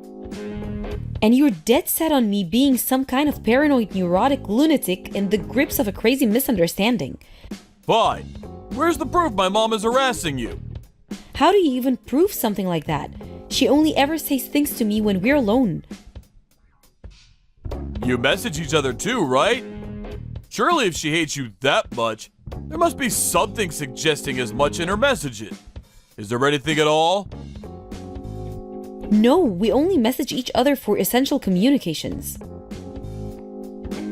What a surprise. It's just like I thought. There's nothing, is there? Not a shred of evidence. Yep, you're making a misunderstanding. Oh, I'm sorry. I must have forgotten my 500-page dossier on what a horrible bully she is. Get real, Oliver. It's unreasonable of you to just demand proof like that. Please, will you try and remember everything she's done so far and rethink this? I already thought about it. Rethunk it and rethunk it again. I'm looking at the situation through an objective lens and reaching my conclusion based on facts and logic. How about you rethink it yourself?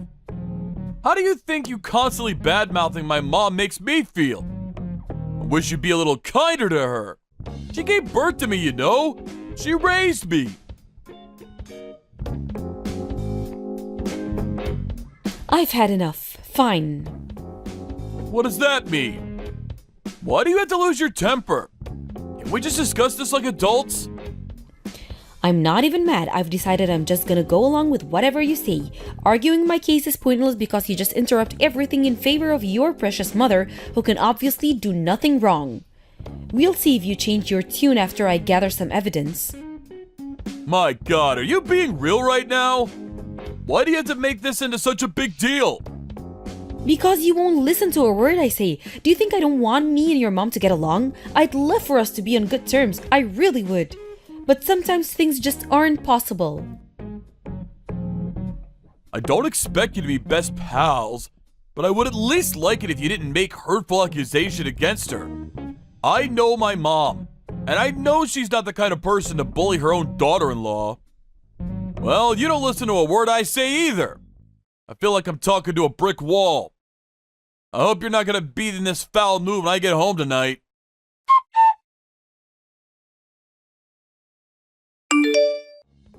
Rita, are you okay? I heard you broke something. I'm okay. No, I'm not okay. It looks like I'm gonna be in the hospital for a little while. Oh my God! Seriously? Yes, I have an operation tomorrow and they said I'd have to stay for 2 weeks to recover after that. I see. I can't believe it. I wouldn't have seen this coming in a million years. I heard you fell off the stepladder while helping Mom with the preparations for her birthday party. What? That's what Mom told me. Is that not what happened? Oh yeah. She's beside herself with worry about you. She told me to pass on her best wishes. She's broken up with guilt. She blames herself because you hurt yourself helping her out. She keeps saying how you would have never been there if not for her. She said she's gonna come see you in the hospital real soon. No thanks, I'd rather she didn't. Pass that on to her for me and make sure she understands. Don't say things like that! You were having a great time together today while getting ready for the party, weren't you? That's what she said. She said she felt like she was laughing and joking with her own daughter. I thought this would be just what the two of you needed. Is that so? Interesting. Hey, Oliver, you're going to come and see me in the hospital when you get off work, aren't you? There's something I want to show you. Huh? I can't make it today. Why not? Why not? Surely you understand why I can't go. It's my mom's birthday. I can't visit you today. Just get through this one day for me, okay, babe? I'll be right over tomorrow. I have a broken leg. You're in the hospital. What difference does it make if I'm there? They'll see to it you're properly fed and looked after. You do have your purse with your credit cards in, right? That's not the point. Aren't you even a little bit worried about me? It's my mom's birthday. She only gets one per year, you know. I'd feel horrible if I canceled on my aged mother at the last minute. What kind of son would that make me? Can you imagine what my mom's friends would think if her own son didn't show up to her birthday? She has her reputation to think about too. I told you I can't make it today. Please don't make me say it again. Will you just understand? Oh, I see. So even with me lying in a hospital bed, you still prioritize your mom. I know where I stand now. I hope you're ready for what's coming. Ready for what's coming? You're scaring me. All I'm doing is going to my mom's birthday party. Why you gotta be so dramatic? You were involved in the preparations for this, remember? It'd be a shame if all that hard work went to waste. Surely you want this party to be a hit. Maybe your mom's birthday is important, but is it more important than your wife lying in a hospital bed with a broken leg? It's not like I'm asking you to come live in the hospital with me. I just wanted to see you. Even if just for a little while, that's all I wanted. Like I said, babe, I'll be there tomorrow as soon as I can. I'm super busy with work today, and the boss wants me in for overtime, so I won't even be able to sneak away for a little while. I'll be in touch after mom's party tomorrow, okay?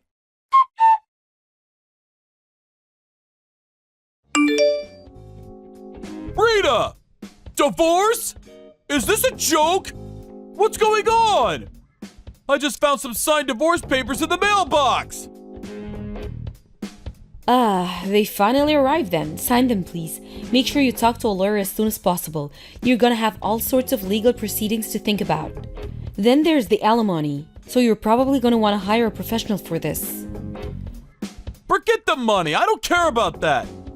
How about we talk about the divorce itself first? Why are you doing this? Am I somehow supposed to understand what's going on when a set of signed divorce papers randomly shows up in my mailbox? Did I do something wrong? Did I hurt you somehow? Wow, do you seriously still not get it? No way. Is it because I went to my mom's birthday party the day you broke your leg? Oh, so you do understand. No, but... Oh my god. You divorced me over that? Is that all our marriage is worth to you? Please, you have to rethink this. That's just the tip of the iceberg. This is for everything you've done to me. Every time I tried speaking to you about the way your mom had been bullying and harassing me ever since we got married, you just dismissed me like I was some paranoid lunatic making a misunderstanding. You even made me doubt myself and my own mind. You made me feel worthless. This again? Really? You admitted yourself you had no proof. I never saw her do anything bad to you, not even once. No bullying, no harassment, nothing. Basically, you won't believe anything your own wife says unless I prove it. No! I don't mean it like that. But that's not what you said. Did you look at what was on the USB stick I put in the envelope with the divorce papers? No, I was so shocked when I saw the papers I didn't even register it. Look at it now. Jeez, okay. I'll look at the USB. Please, let's just talk about this properly afterwards, okay? I love you, Rita. I really do love you. I want you to know that. If you really love me, you'd hear me out instead of treating me like I was crazy. But I did hear you out. I really tried to get to the bottom of what was going on. I asked my mom, whether she was bullying you. She said she had no idea what you were talking about. That's why I thought you must be making a misunderstanding. Oh, you're quite happy to believe whatever your mom tells you then. And please, is there a single person on this planet who, when asked a question like that, would reply with, "Yes, guilty? I'm bullying my daughter-in-law"? Where did you go? You wouldn't happen to be watching the video now, would you? Yes. What the heck is this? Did my mom really? Yes, your mom really. She kicked the stepladder out from under me while I was putting up party decorations at the restaurant. Your mother broke my leg. Oh my god. This can't be. Why? Why? Why? Because she hates me. She's been bullying me ever since we got married, but you wouldn't believe a word I said until now. Well, the proof you wanted is right there on the USB. Are you satisfied now? I knew there was a good chance she'd be trying to pull something at the party, so I set up a hidden camera in the restaurant while I was putting up decorations. So, believe me now? I'm sorry. I'm so sorry. You think this goes away with an apology? Too little, too late. My mom's been behaving disgracefully. I accept it. I finally accept it, please. But surely what's been going on with my mom and our divorce are two separate things. It might look that way to you, but you made me feel like I was cracking up because of her. You wouldn't believe a word I said. All while swallowing whatever pack of lies she fed you hook, line, and sinker. You choosing to go to her birthday party instead of visiting me in a hospital with a broken leg was just the straw that broke the camel's back.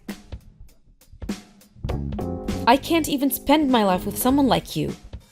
To tell you the truth, I don't even know if I could bring myself to be in the same room as you. Wait, please!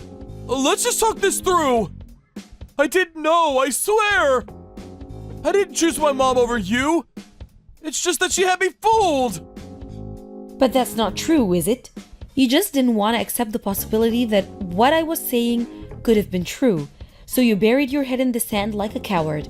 I told you countless times. I begged and pleaded with you to stop and actually consider what I was saying. Your cowardice put me in the hospital bed. I'm so sorry. I made a huge mistake. If you sincerely mean that, then prove it by signing the divorce papers and make it quick. No, please. Anything but that. I can't bear the thought of losing you. It's over, Oliver. Please reconsider. My mom must have had her reasons for doing what she did. There has to be some kind of explanation. There just has to be. I'll mediate between you this time, and I won't let her lie about anything. Let's get to the bottom of this together. Wow, you're unreal. Even now you jump to her defense like an obedient little lapdog. Was kicking the stepladder out from under me okay if she had her reasons? Was breaking my leg okay if she had her reasons? No! I didn't mean it like that! Oh, that's funny, because that's exactly what it sounded like. Oh yeah, I handed a copy of the recording over to the police and I'm filing charges. What? The police? An officer will probably be contacting her soon. No, wait! Don't do it! You may not be on the best terms, but she's still your family, and this is crossing the line. Let's just talk this out over a coffee together and reach a resolution that works for everyone. The divorce, too. Let's just slow everything down here, okay? This blind defense of your mother at every turn is exactly why I can't be with you anymore. Do you even have a mind of your own? You didn't seriously hear me out even once about how was she treating me since we got married. Instead, you tried making me think I was the problem, that I was crazy or paranoid or imagining things. Even now, while we discuss the end of our relationship, as I lie here in the hospital bed, you still jump to her defense with the same level of blind, unthinking obedience as before. This is why we're getting a divorce. Fine. I'll cut her out of my life. We'll never speak again. Please, just rethink the divorce. Stop repeating yourself. You're boring me now. Your mom isn't the one who hurt me the most. We could have stayed together happily even with her bullying me. All you had to do was defend me and have my back when I needed you. But you didn't, did you? You didn't even try.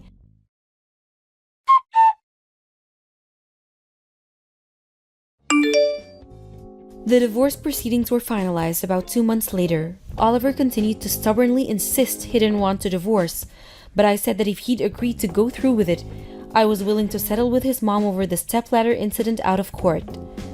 With that, she started piling the pressure onto him, and he, being as spineless as ever, reluctantly agreed to it. By that point, I'd fully accept that he was completely incapable of disobeying his mother, so I didn't regret the divorce one bit. However, it seems like this whole episode actually made him start doubting whether she really was the kind, loving woman he had her built up as in his mind. Because to my surprise, apparently, he started ignoring her messages and calls after the divorce went through. Obviously, she wasn't going to take such insolence and disrespect lying down. I mean, can you believe it? Her own son having the nerve to think for himself for once? Her revenge campaign began with surprise visits to his house, followed by his office where security had to intervene, and generally causing him as many problems as she possibly could. As a result, Oliver's relationship with his mom deteriorated even further. Not that it's my problem, in a sense I think he was a victim in all of this too. But that doesn't mean I have to continue having anything to do with him. Between the alimony from the divorce and the compensation his mom agreed to pay out of court, I received a tidy sum of money I intend to put to use in starting my new life, which I'm currently planning out while waiting for my leg to heal. I'm hoping to find a new job before the end of the year. Most importantly, I also plan on mending my broken heart. Having to put together proof of my mother-in-law's misdeeds like that really took its toll on me emotionally. But when I think about how it resulted in me getting that wicked witch out of my life once and for all, I feel like maybe everything turned out in the best way possible. From here on out, I plan on spending as much time as possible with my family, friends, and loved ones, all while having zero tolerance for toxic people, being kind to myself, and enjoying life to the fullest. Thank you for watching. Don't forget to hit the like button and subscribe to the channel.